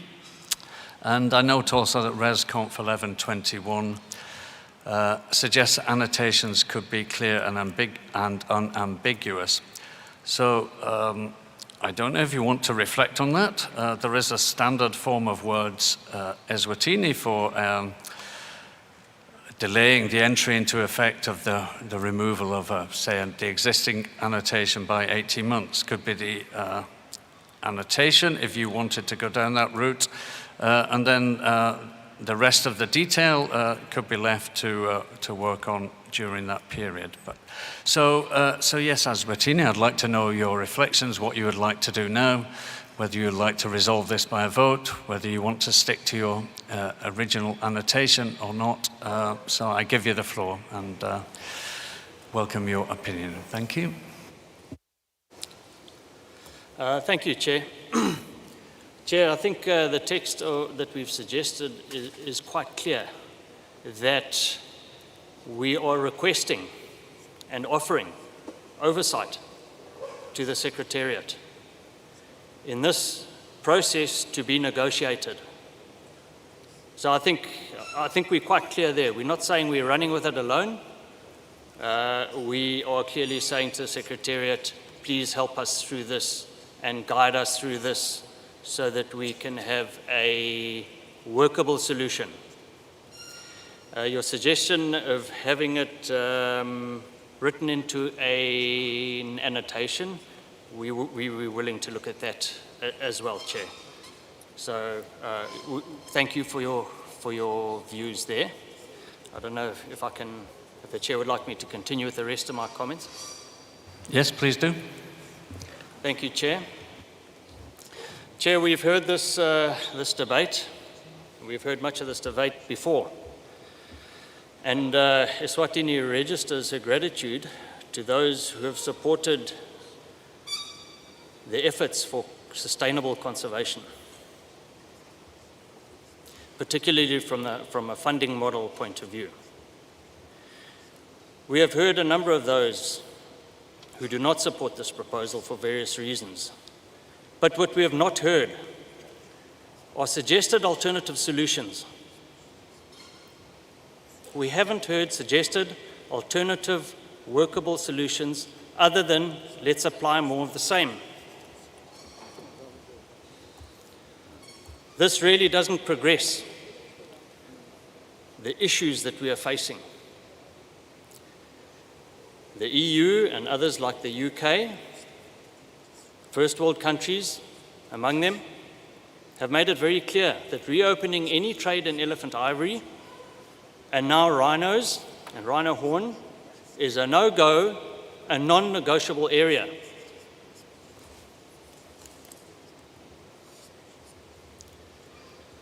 Chair, this is in spite of Eswatini's hard-earned and impeccable rhino conservation record over almost 30 years, and in spite of the devastating impacts of the 87% tourism-funded model of our conservation in Eswatini due to COVID-19, also followed by periods of civil unrest, which have now continued over 3 years.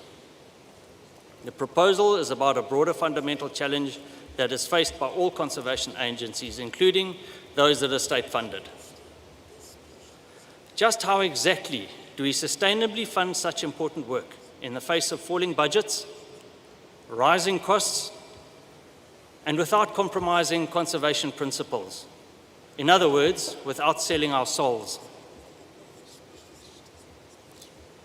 I'm a parent to 2 wonderful daughters. I also train and handle anti-poaching dogs. I have learned that providing workable alternatives to problems, when having to say no, and giving motivation through positive reinforcement, are very important principles of sustaining success. This is what we are asking for. So then, Chair, I most respectfully turn to the European Union delegation, the UK delegation and others, and other non-range states that are unable to support this proposal with a challenge. We have a resident EU and UK diplomatic mission in Eswatini, and to be clear, may I state here, we fully respect those views as this is your prerogative. But now, seeing that the sustainable use of Eswatini's valuable natural resources has been challenged, what do you offer? Or do you in fact offer anything for another sustainable financing alternative to our conservation work? Is an alternative offered? Workable one? Conservation needs are vast and relentless. Simple and emphatic no's, or the precautionary, more of the same approach with no offering of a new alternative is no longer acceptable to us, as it is unfair, it is unjust, and it is not in the long-term interest of these species that we protect. More of the same is clearly not going to magically cut the grade. Thank you. Thank you, Eswatini, and clearly you can perhaps take up those discussions outside this committee. I think the way forward is clear here. You wish to stick to your original amendment, and that is your prerogative also. It's also clear there's no consensus, and that I therefore intend to take this to a vote. And so if we can ask all delegates to take their seats, please, and remain seated so that I can begin the voting procedure. You're all very familiar with it by now. So this is a vote for agenda item, or rather, proposal number 3 for white rhinoceros from Eswatini, with the amendment which Eswatini has proposed. This is a normal vote. The vote of the European Union will be cast by the delegation of the EU. It is a vote for the amendment of the appendices, and therefore requires a 2/3 majority to succeed. I will just wait for the check from the technicians to say everything is in order.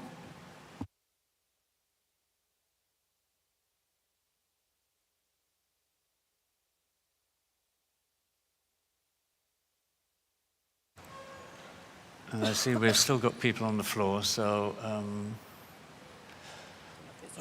okay, I see Israel, you are requesting the floor. Sorry to interrupt the voting procedure with a point of order. We would ask for an exact reading of the annotation because it's not really clear exactly what we're voting for. The proponent read something, you said the vote is on what he read, and then you made comments that it has to be changed. So can we please have an exact rendition of what we're voting on? Thank you, Chair.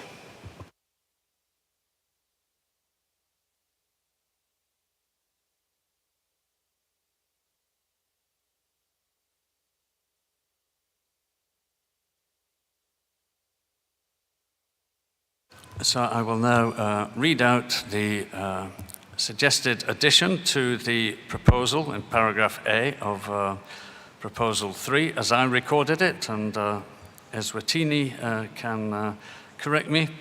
It says, an 18-month delay in exercising such annotation removal shall apply to give the CITES Secretariat and trading states time to ensure that all trade control measures are properly and transparently negotiated and implemented.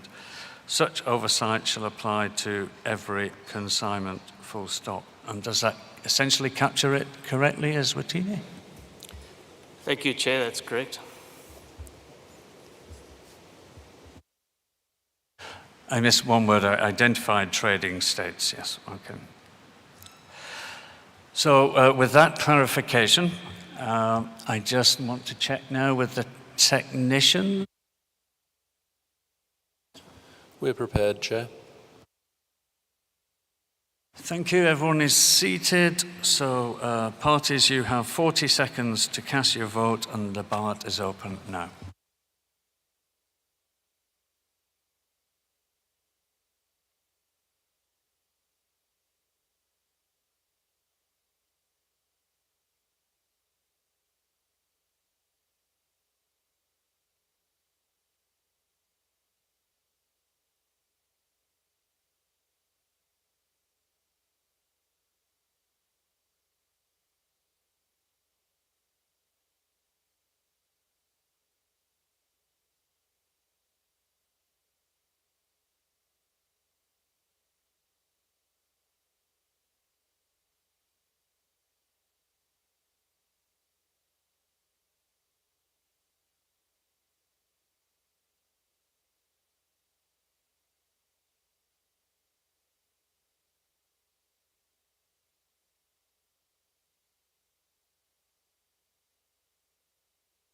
Thank you. Technicians, can you put the results on the main screen, please?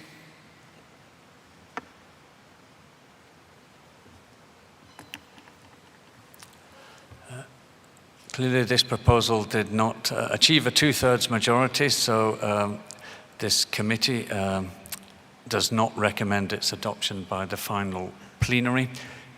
I hope you've all got the numbers there, so can the technicians please display the individual party votes? Thank you.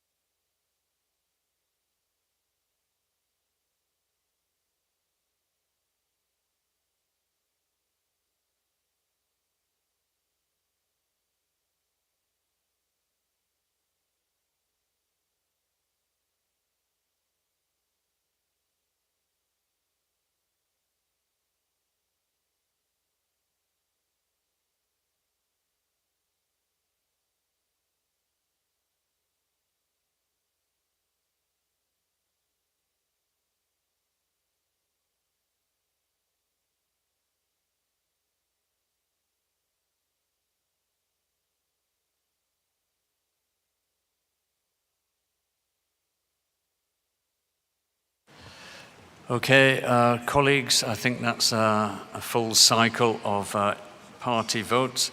For any of you delegates that are interested in discussing rhino issues further, we understand that Committee 2 is about to open discussions of item 75 there. So if any of you wish to change rooms, then for that.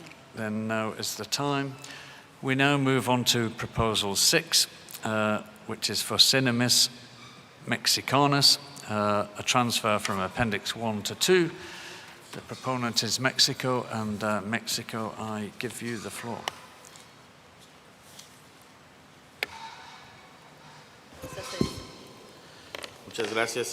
Thank you, Chair.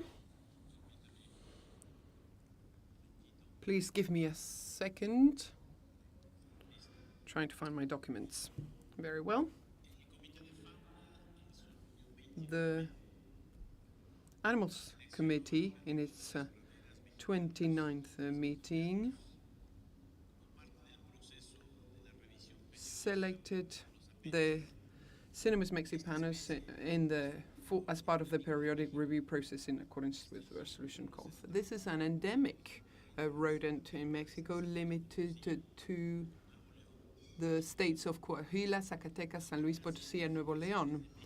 The Mexican CITES authority requested an exhaustive study to Dr. Rodrigo Medellin and Dr. Bárcenas from the Ecology Institute of the Mexico National University. As a result of the study, we have seen reported 49 colonies of this species, which are the same ones, relatively stable since 1999, and we have identified as the main threat the loss of habitat or agricultural activity.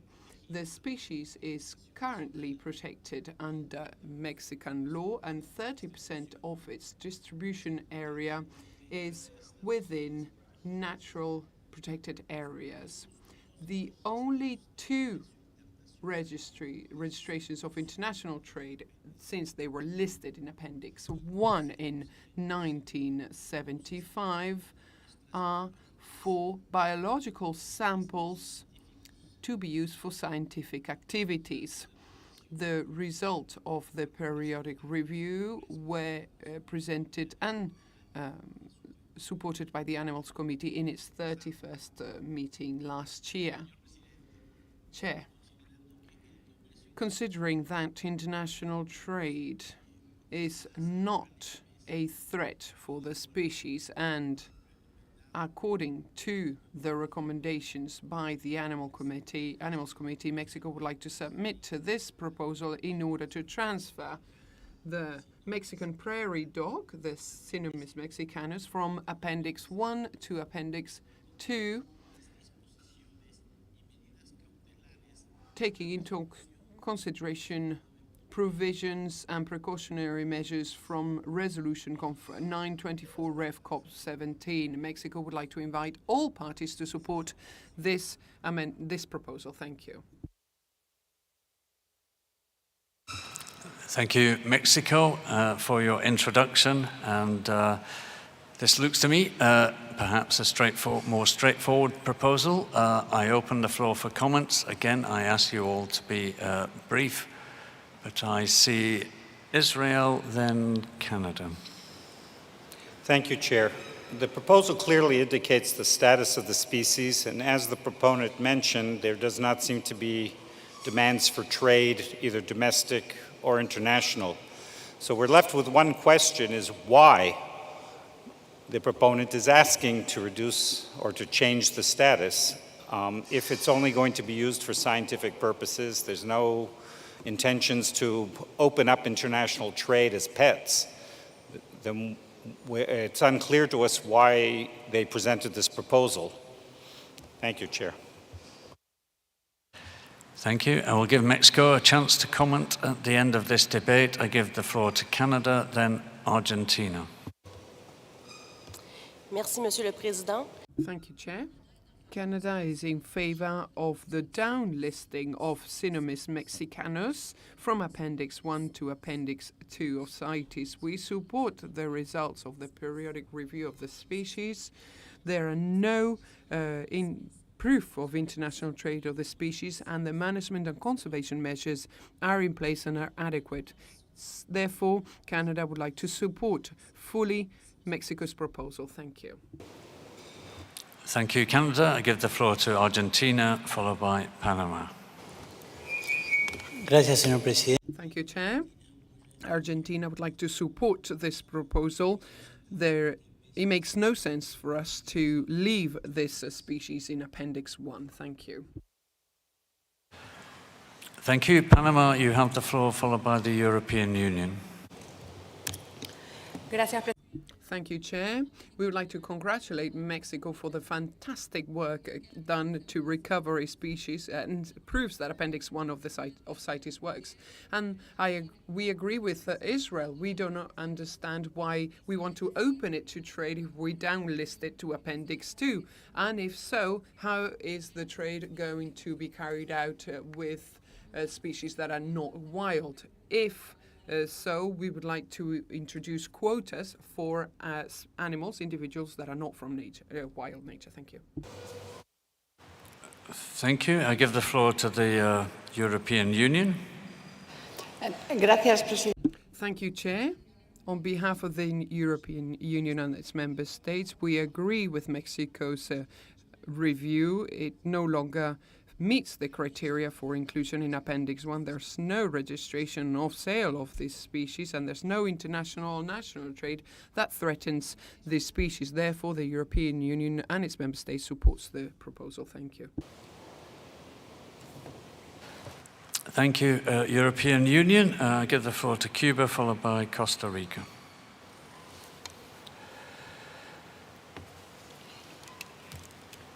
Gracias, señor presidente. Thank you, Chair.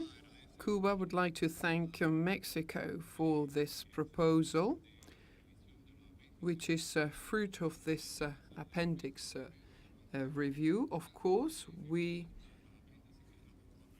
need to evaluate before removing it. We need to downlist it to Appendix 2 before we remove it fully. We support this proposal fully. Thank you.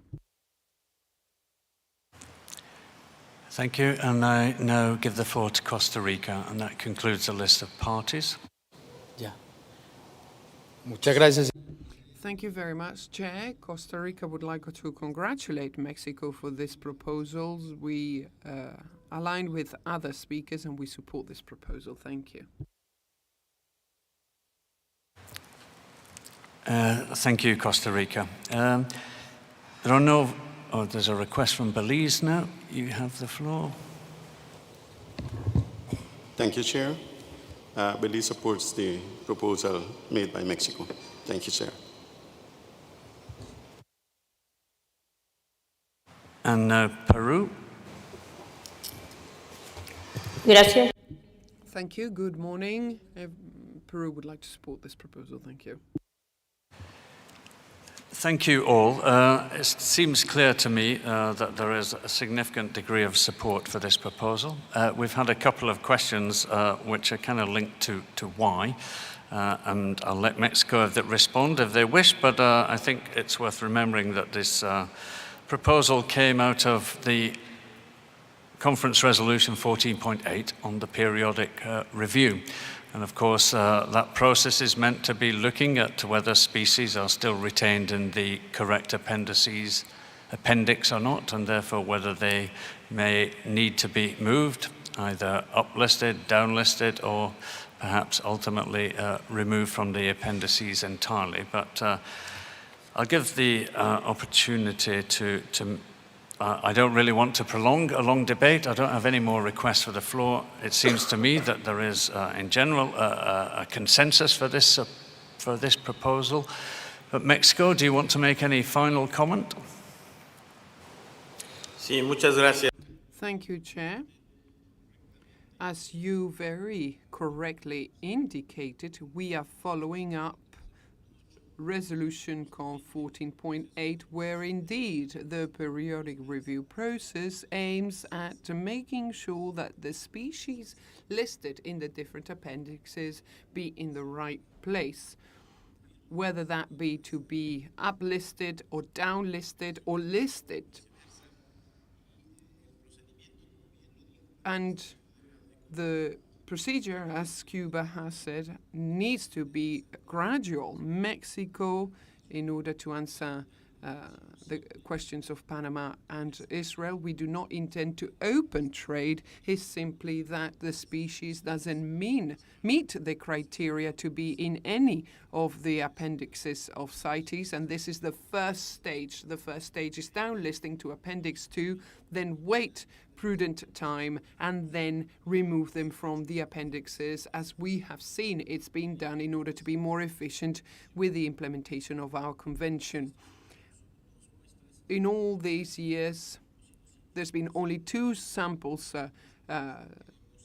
moved internationally for scientific purposes, and we want that the Mexican species be in the right place in the appendixes. I hope with this I have answered the questions, and we would like to thank the overwhelming support from all parties who have taken the floor. Thank you.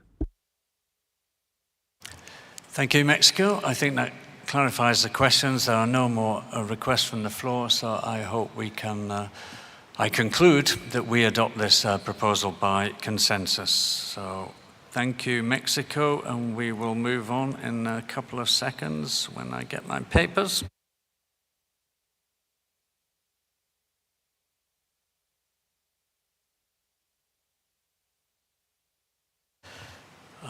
The next proposal is Proposal 7, which is Branta canadensis leucoparrea, the Aleutian cackling goose, another transfer from Appendix 1 to Appendix 2. The proponent is the United States of America, and United States, you have the floor. Thank you, Chair. The United States is pleased to introduce Proposal 7 to transfer the Aleutian crackling goose from CITES Appendix 1 to Appendix 2. The Aleutian crackling goose is a migratory species. In 1975, the goose was originally included in CITES Appendix 1 as Branta canadensis leucoparrea. Historically, the goose occupied breeding grounds on islands and coastal areas in the North Pacific and migrated south for the winter to Japan and the west coast of North America. By the 1960s, due to predation from invasive species and overharvest, the goose was almost extinct. Due to the implementation of effective conservation measures, however, the goose underwent a remarkable recovery that in part prompted a CITES periodic review between Animals Committee 29 and Animals Committee 31 that led to this proposal. At the 29th meeting of the Animals Committee in 2017, the United States agreed to undertake this periodic review. At AC 31, the Animals Committee supported the results of the U.S. review that the species no longer meets the criteria for inclusion in Appendix 1 and should be transferred from Appendix 1 to Appendix 2 in accordance with the Resolution COP 9.24 Rev COP 17. Our review of this Appendix 1 subspecies indicates that a transfer to Appendix 2 would be appropriate because there is no known risk to the subspecies from international trade. The transfer of this subspecies to Appendix 2 is in accordance with the precautionary measures in Annex 4 of CITES Resolution COP 9.24 Rev COP 17, which indicates that parties should adopt measures that are proportionate to the anticipated risks to the species. The Aleutian crackling goose in the United States has recovered rapidly from near extinction in the 1960s to a robust migratory population with over 160,000 individuals today. With the exception of a small reintroduced population in Russia and Japan, most individuals of the Aleutian crackling goose live exclusively in the United States, where the birds are regulated as game birds subject to hunting season and bag limits by permitted hunters. A transfer of the subspecies to Appendix 2 is not expected to stimulate increased trade demand. This proposal is consistent with other proposals accepted by the Conference of the Parties, which sought to transfer populations to Appendix 2 because of intensive management and protection with no international trade aside from strictly limited and well-regulated hunting. In closing, the United States seeks the parties' support to transfer the Aleutian crackling goose from Appendix 1 to Appendix 2 and recommends the Conference of the Parties adopt this proposal and thank those who contributed to this periodic review of this species. Thank you. Thank you, United States. And just like Proposal 6, this has arisen out of the periodic review process. Again, it strikes me as a fairly straightforward proposal that I hope we can adopt rapidly, but I open the floor from your comments and observations, and I see New Zealand, you have the floor. Yes, Mr. Chair, I fully support this proposal for a downlisting following the periodic review process and also following, obviously, a very successful conservation work done to save this subspecies. So congratulations to those who were involved in that great work. Thank you. Thank you, New Zealand. I give the floor to Costa Rica. Sí, muchas gracias. Thank you very much, Chair. Costa Rica would like to congratulate the United States for this proposal, and we would like to support 100% this amendment, and we would like to invite all parties to support this proposal. Thank you. Thank you. Mexico, then Senegal. Gracias, señor. Thank you, Chair. This subspecies can be observed in low numbers in the northwest of Mexico, only in winter, although it's occasional, mostly in artificial bodies of water of the Baja California Peninsula, and is not subject to any type of use or trade within our country. We recognize and we would like to congratulate the United States for the efforts they have carried out in the conservation and recovery of this subspecies, which have proven to be very effective. Therefore, and considering that international trade is not a threat to the Branta Ucensi leucopereia, we would like to support this proposal, and we invite all parties to support it alongside the recommendations of the Animals Committee. Thank you. Thank you, Mexico. I give the floor to Senegal, followed by United Republic of Tanzania. Merci beaucoup, Monsieur le Président. Thank you very much, Chair. Senegal joins others, and we would like to congratulate strongly United States for the conservation efforts that have led to these very positive efforts that prove that this species meets the criteria. We support, therefore, the proposal. Thank you. Thank you, Senegal. I give the floor to Tanzania, followed by Argentina. Thank you, Chair. The United Republic of Tanzania supports the proposal number 7 by US to transfer crackling goose from Appendix 2 to Appendix 1. The population of this species no longer meets the biological criteria for inclusion in Appendix 1. The transfer of the species from Appendix 1 to Appendix 2 is also in accordance with precautionary measure, and the proposed downlisting was also based on the periodic review process. Thank you. Thank you, Tanzania. I give the floor to Argentina, followed by Guatemala. Muchas gracias. Thank you, Chair. We would like to support this proposal as well. We believe that the efforts carried out prove that this species can be downlisted from Appendix 1 to Appendix 2. Thank you. Guatemala, then Peru, then Cameroon, and I have no further requests from the floor. So, and I'm hearing lots of support, so I would quite like to keep this brief. So, Guatemala, you have the floor. Thank you very much, Chair. This proposal is supported by Guatemala. Thank you. Peru, followed by Cameroon. Felicitamos. We would like to congratulate the United States for their efforts, and we support the proposal. Thank you. Thank you, Peru. I go to Cameroon, then Benin, then Cambodia, and I would like to bring it to a conclusion after Cambodia. So Cameroon, you have the floor. Thank you very much, Chair. Given the rigor of the presentation by the United States, Cameroon supports firmly this proposal. Thank you. Thank you, Cameroon. I go to Benin, followed by Cambodia. Thank you very much, Chair. We have followed the arguments set forward by the United States and the results of the report of the Animals Committee, and we support this proposal by the United States of America. Thank you. Thank you, Benin. And then I give the floor to Cambodia. Thank you, Chair.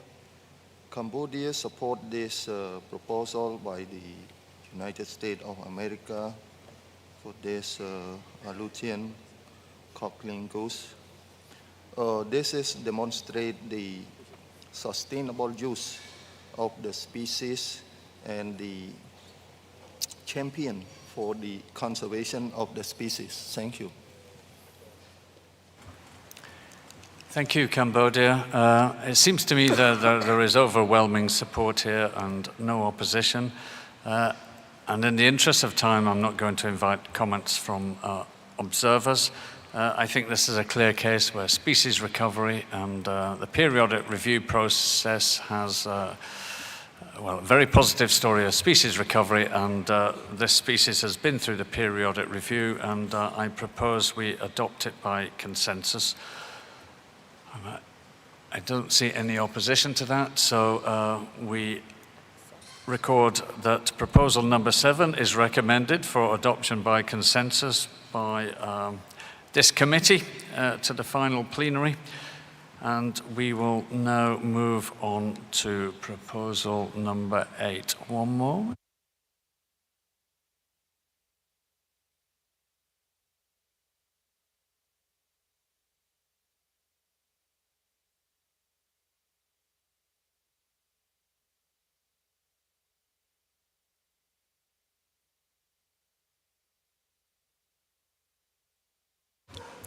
So our next proposal is Quitasincla malabarica, the white-rumped shama. The proposal is to include this in Appendix 2, and the proponents are Malaysia and Singapore. And I invite one of those parties to introduce the proposal. Malaysia, you have the floor. Thank you, Mr. Chair.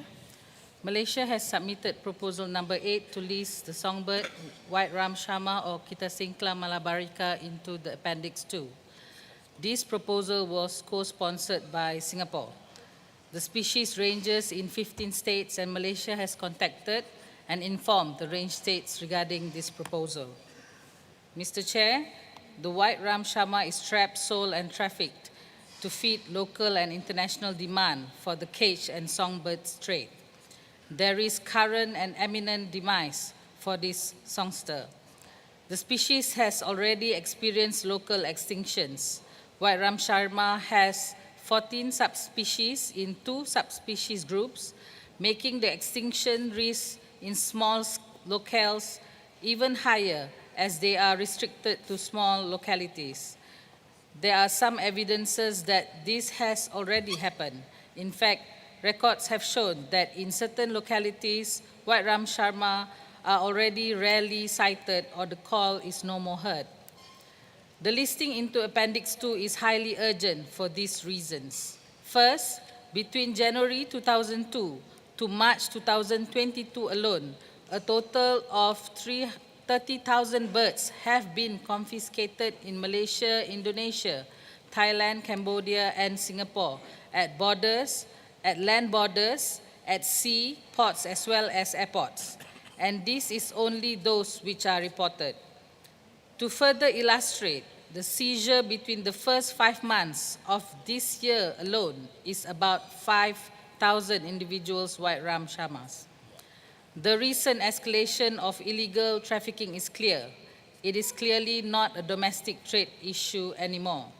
Second, every time a seizure is made, more than 50% of the birds are found dead, and the rest have high mortality rate as they are sensitive birds.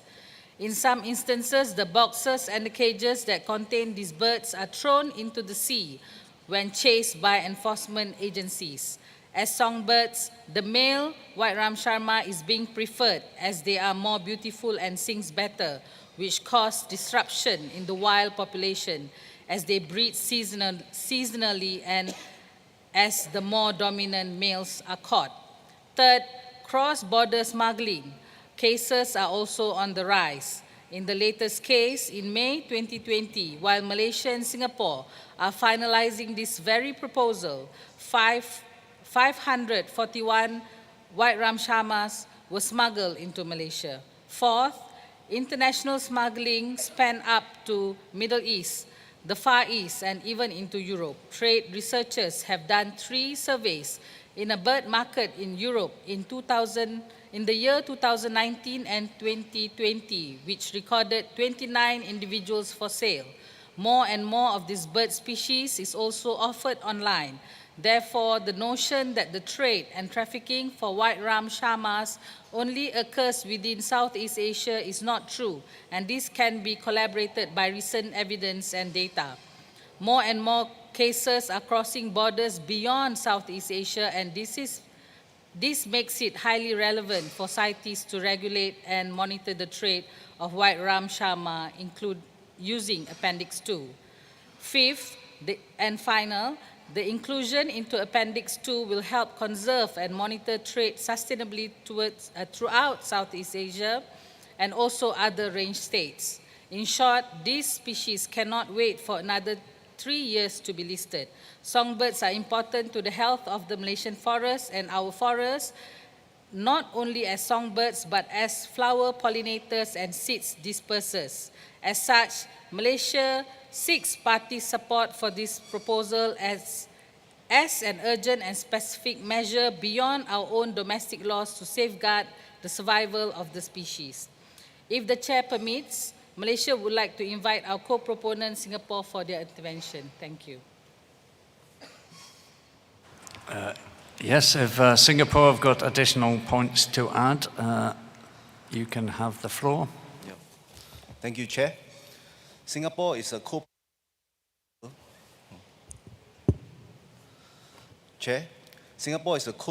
of this proposal to include the white-rumped shama in Appendix 2 for 4 reasons.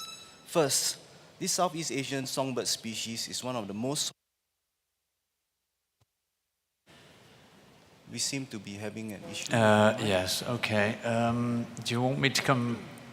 It's okay, I can read it. It's all right now. Okay. First, this Southeast Asian songbird species is one of the most sought after and valuable species in the region, in the regional cage bird trade. It has a beautiful song, making it one of the most popular species used in bird singing competitions. Second, while the IUCN Red List of Threatened Species has placed the white-rumped shama as a species of least concern due to its large range across 15 countries from India, Indonesia, and China, this also highlights the flaws of using the species as a taxonomic unit for conservation assessment. The taxonomy of the white-rumped shama is complex and evolving, with between 14 to 17 range restricted subspecies in different degrees of recognition. These include island endemic subspecies with limited distributions, making them particularly vulnerable to overexploitation from continued harvesting in the absence of the regulation of its trade. The IUCN Asian Songbird Trade Specialist Group recognizes this pressing threat, placing 10 subspecies of the white-rumped shama in its highest tier of priority taxa for urgent conservation action. Third, through captive breeding for commercial use, though captive breeding for commercial use occurs via licensed commercial breeders as well as hobbyist breeders, research into consumer preferences indicates that the wild-caught white-rumped shamas are preferred over captive-bred individuals due to their purported superior singing abilities. Steep declines and local extinctions have been reported where trapping pressure is most intensive, with some range-restricted island endemic subspecies suspected to be extinct in the wild with no recent records. Fourth, illegal trade of this species is concerning despite current control measures, such as its protected status in all Malaysian states. Between January 2009 and May 2022, a total of 615 seizure incidences involving at least 32,018 white-rumped shamas were recorded on Traffic's Wildlife Trade Information System. These seizures were concentrated in Southeast Asian region with at least 78 incidences, or 13% of the total seizure incidences involving cross-border smuggling. This includes 35 of these birds that we have seized in Singapore in 2019 from a tour bus. Finally, taken together, these 4 reasons give clear indications that international regulation of the white-rumped shama is required to ensure its long-term survival. Thank you, Chair. Thank you, Malaysia and Singapore, for your introduction. I'll now open the floor to parties for their comments. Okay, I give the floor first to Senegal, then Panama. Merci beaucoup, Monsieur le Président. Thank you very much, Chair. We'd like to congratulate the proponents of this proposal because it shows how much they are committed to the conservation. And we see that they are concerned for the species, which faces trafficking, and this requires a monitoring and follow-up of international trade. In their presentation, we can see that it is also essential with its role in the ecosystem.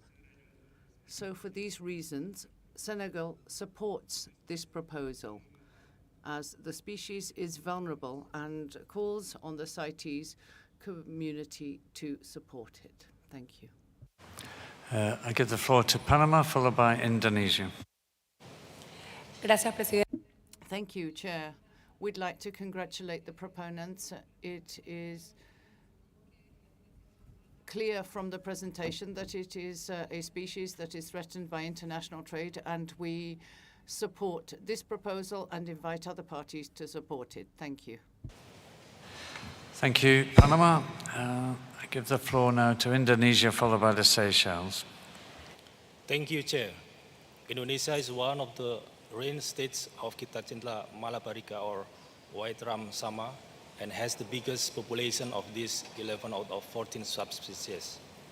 Indonesia conducted conservation efforts for all species through establishment of conservation area, population and habitat management, and law enforcement to ensure the sustainability of species population in the wild, including this Quitacintla malabarica. In the context of international trade, there is no wild harvest quota as well as zero export from Indonesia in the last 5 years. On the other hand, Indonesia has successfully developed captive breeding, consists of 1,500 breeders with an estimated individual produced from captive breeding is more than 16,000 individuals. As the main country where most of the subspecies occur, we support any conservation effort of these species, including proposal for listing to include to Appendix 2. However, we are concerned that the implementation of the CITES regulation will need an extra period. Therefore, we propose an amendment of this existing proposal to include 18 months delay of implementation after this species uplist. Thank you, Chair.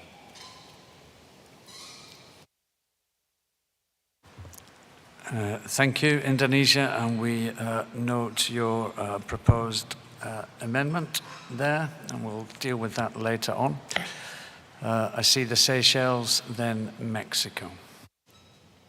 Thank you, Chair. The Seychelles would like to extend its support to the proponents to list the white-rumped shama in Appendix 2. Thank you. Thank you, Seychelles, and for your brevity, and I encourage countries to please just be very brief in whether you're supporting or don't support the proposal. So I give the floor to Mexico, followed by India. Gracias, señor presidente. Thank you, Chair. We consider that the species meet some of the criteria for inclusion in Appendix 2.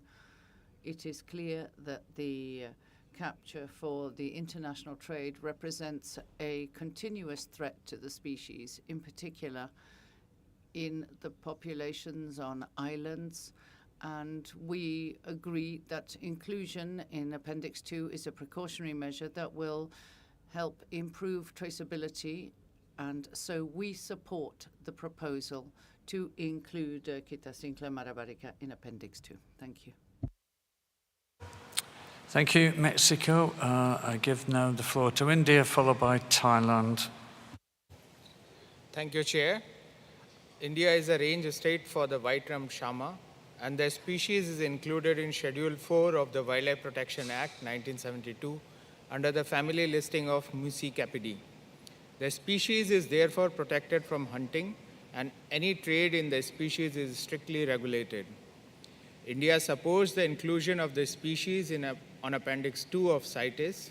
However, we would like our objections to be noted to the political boundaries of the countries indicated in the maps in Figure 1 on page 3 and Figure 2 on page 7 of the proposal. Thank you, Chair.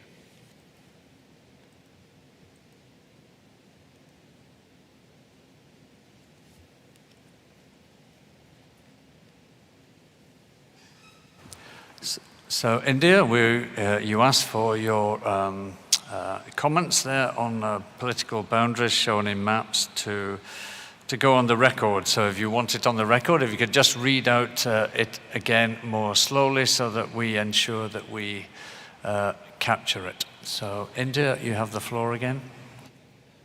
We would like our objections to be noted to the political boundaries of countries indicated in the maps in Figure 1 on page 3 and Figure 2 on page 7 of the proposal.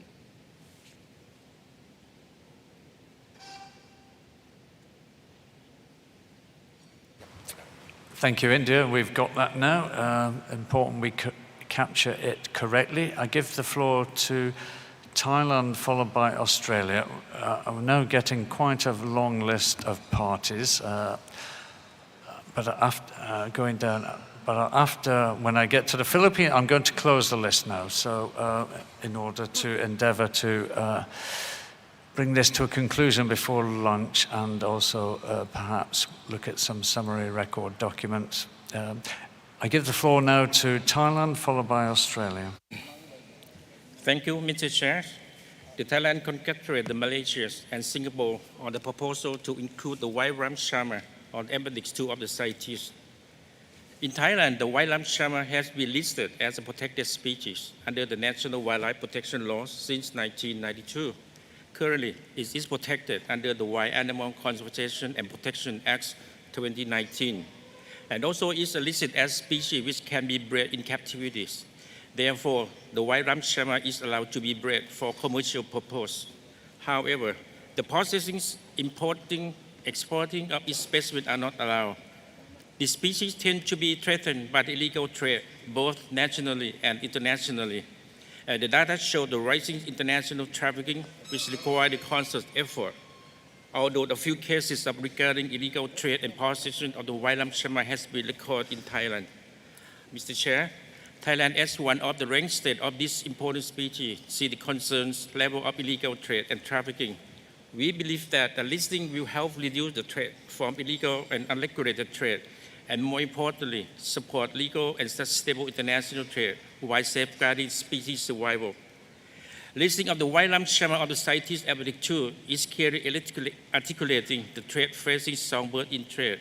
Therefore, Thailand fully supports this proposal made by the Malaysia and Singapore. Thank you, Mr. Chair.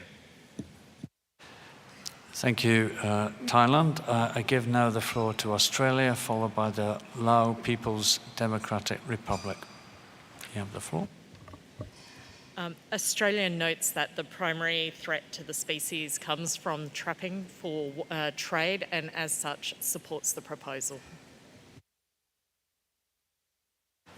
Thank you, Australia, and for your brevity, Lao People's Democratic Republic.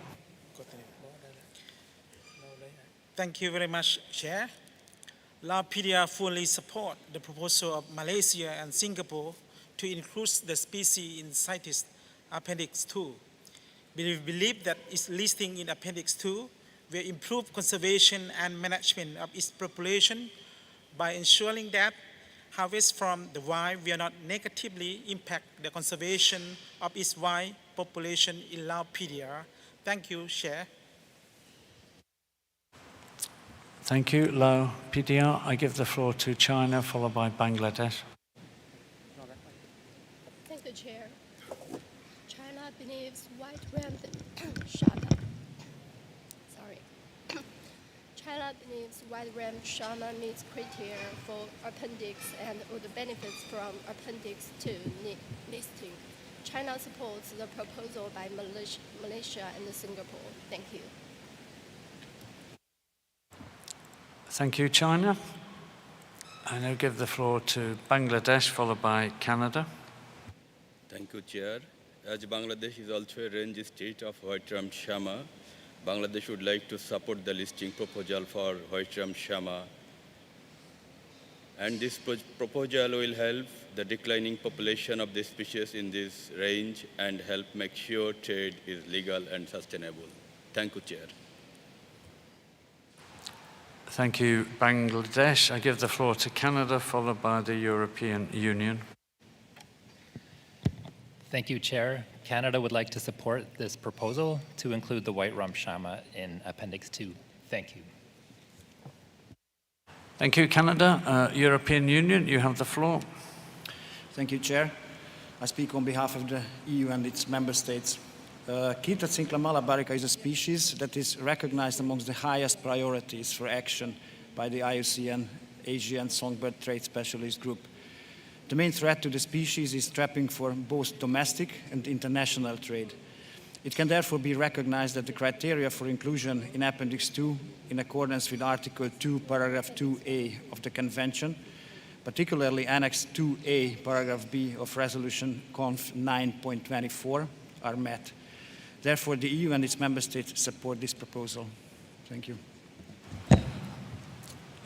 Thank you, European Union. I give the floor to Vietnam, followed by Nepal.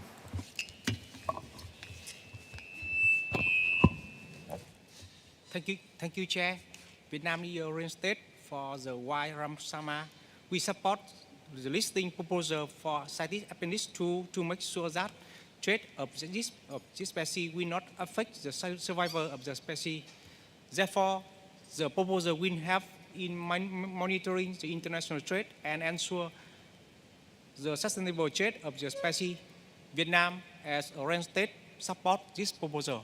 Thank you, Chair. Thank you, Vietnam. I give the floor to Nepal, followed by Gabon. Thank you, Chair. We are very much committed for the conservation, so we fully supported the proposal.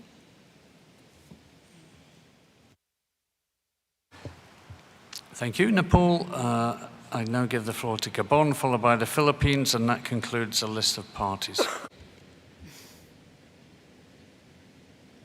Merci, Monsieur. Thank you, Chair.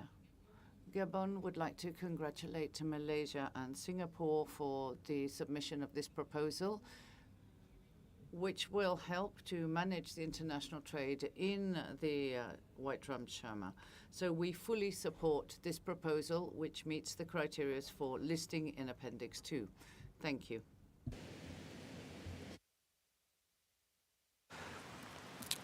Philippines, you have the floor.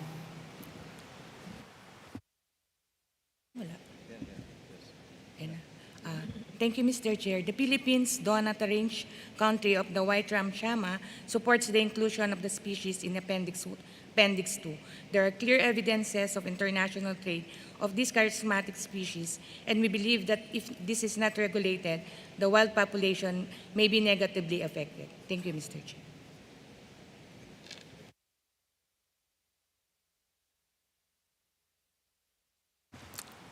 Thank you. Before I conclude, I may give the floor to one observer, if there are any observers wanting to make a comment. All right, perhaps two, but please, these need to be short interventions, really. We have more business to conclude. I will give the floor to WCS, followed by the China Biodiversity Green something Development Foundation. Extremely short interventions, please, just to indicate whether you have any additional points to make or if you're in support. WCS, you have the floor. Thank you, Chair. I take the floor on behalf of the Wildlife Conservation Society and on behalf of AZA, BirdLife International, IAZA, Manday Nature, San Diego Wildlife Alliance, Tarongo Conservation Society, Traffic, WAZO, WWF, Zoo and Aquarium Association, Australasia, and ZSL. That may be the longest part of my intervention.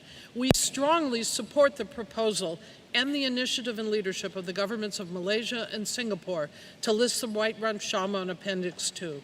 The songbird trade is an increasing threat to an ever-growing number of species, with their beautiful songs making them conspicuous targets for the cage bird trade. I will not read my entire intervention.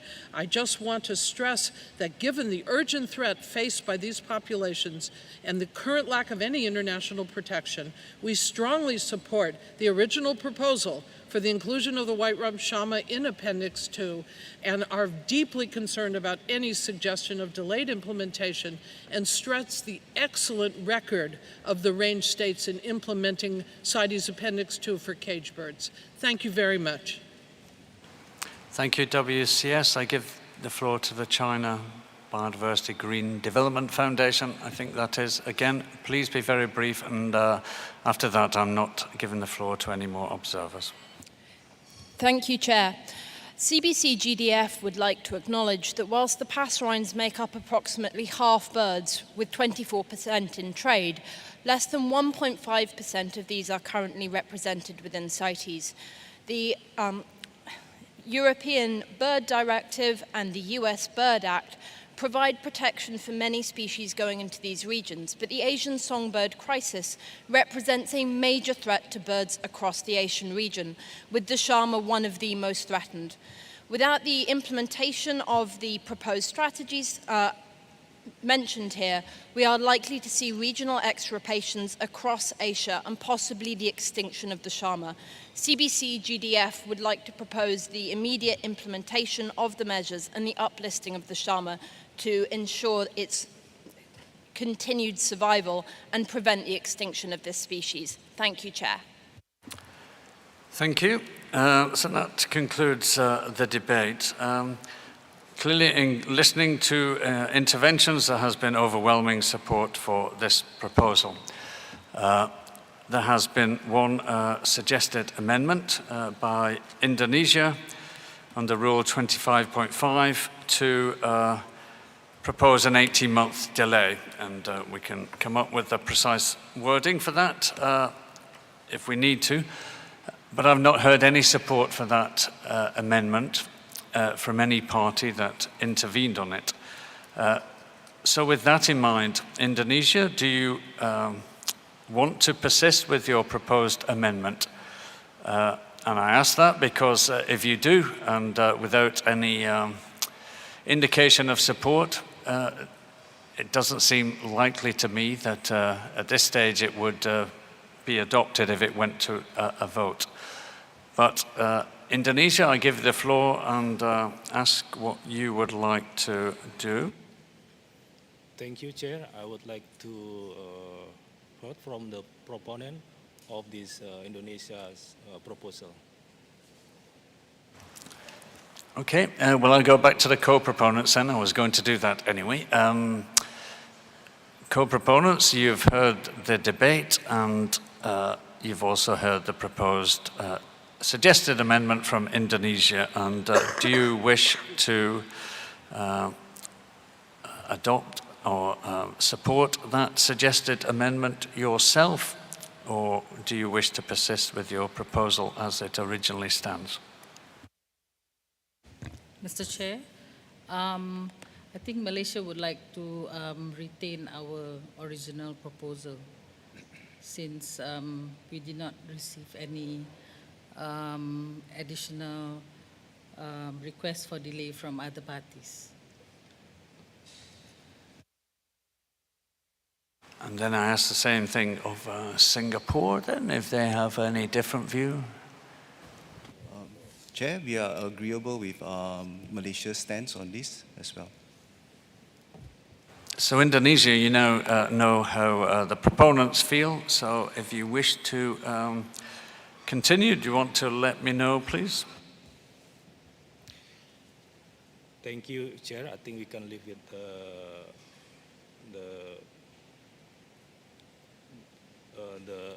the original proposal of from Malaysia and Singapore. Thank you. Thank you, Indonesia, for your cooperation and agreeing not to block a consensus here. So with that, I conclude that this proposal is recommended for adoption by the final plenary by consensus in this committee. If you just give me one moment.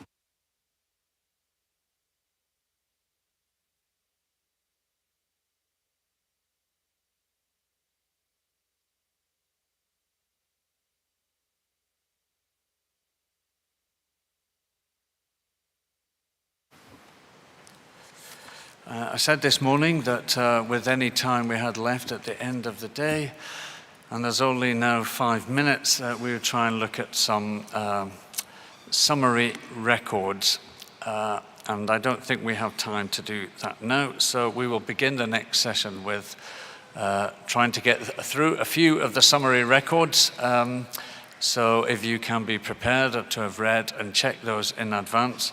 I will also try to perhaps capture a few updates from working group chairs, if they're available in the room. And maybe I could ask the European Union if they have any update for us on item 64, marine turtles.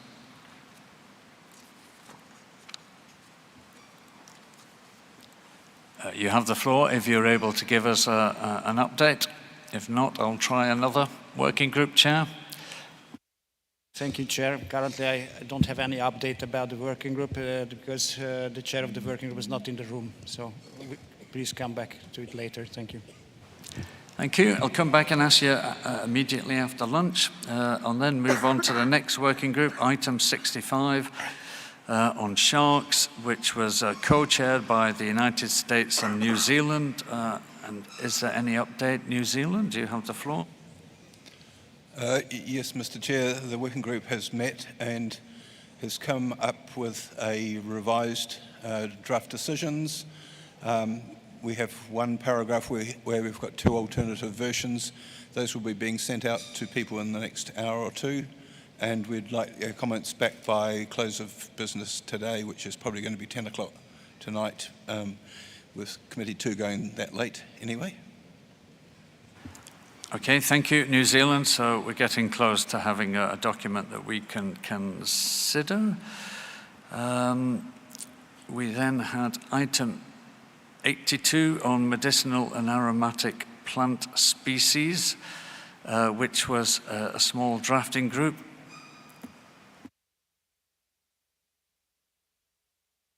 China, EU, and the US and traffic. Yeah, and I, just checking, but I didn't actually appoint a chair. But if there is any participant from that small drafting group that is able to give us an update on progress, that would be very helpful. Okay, I don't see any.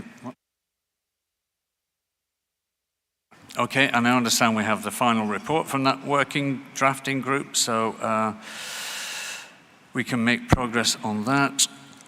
We've still got a couple of minutes left. There's item 87.2, which was on the aquatic species in the CITES appendices, and the United Kingdom was chairing that. Is there any update from the UK?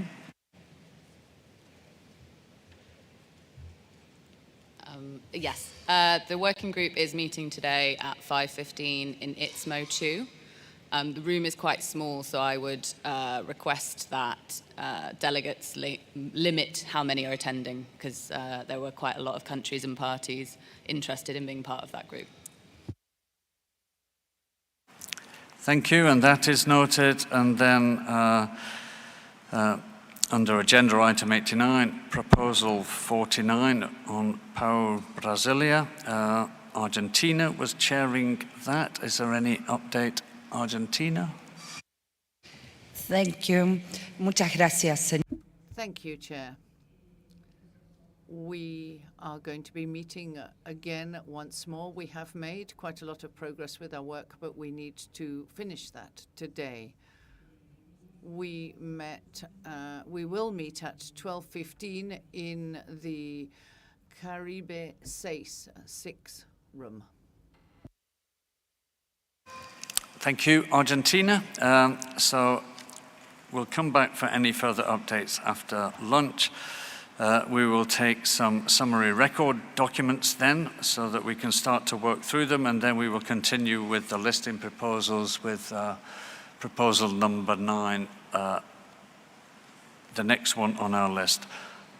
Before I close this morning's session, are there any comments? Yes, from the Secretariat. Thank you very much, Chair. Just a reminder of the working groups from both committees which are meeting this lunchtime. The working group on zoonotic disease emergence will be meeting in ISMO 2 at 12:15. The budget working group is going to be discussing the language strategy again in Pacifico 1 at 12:15.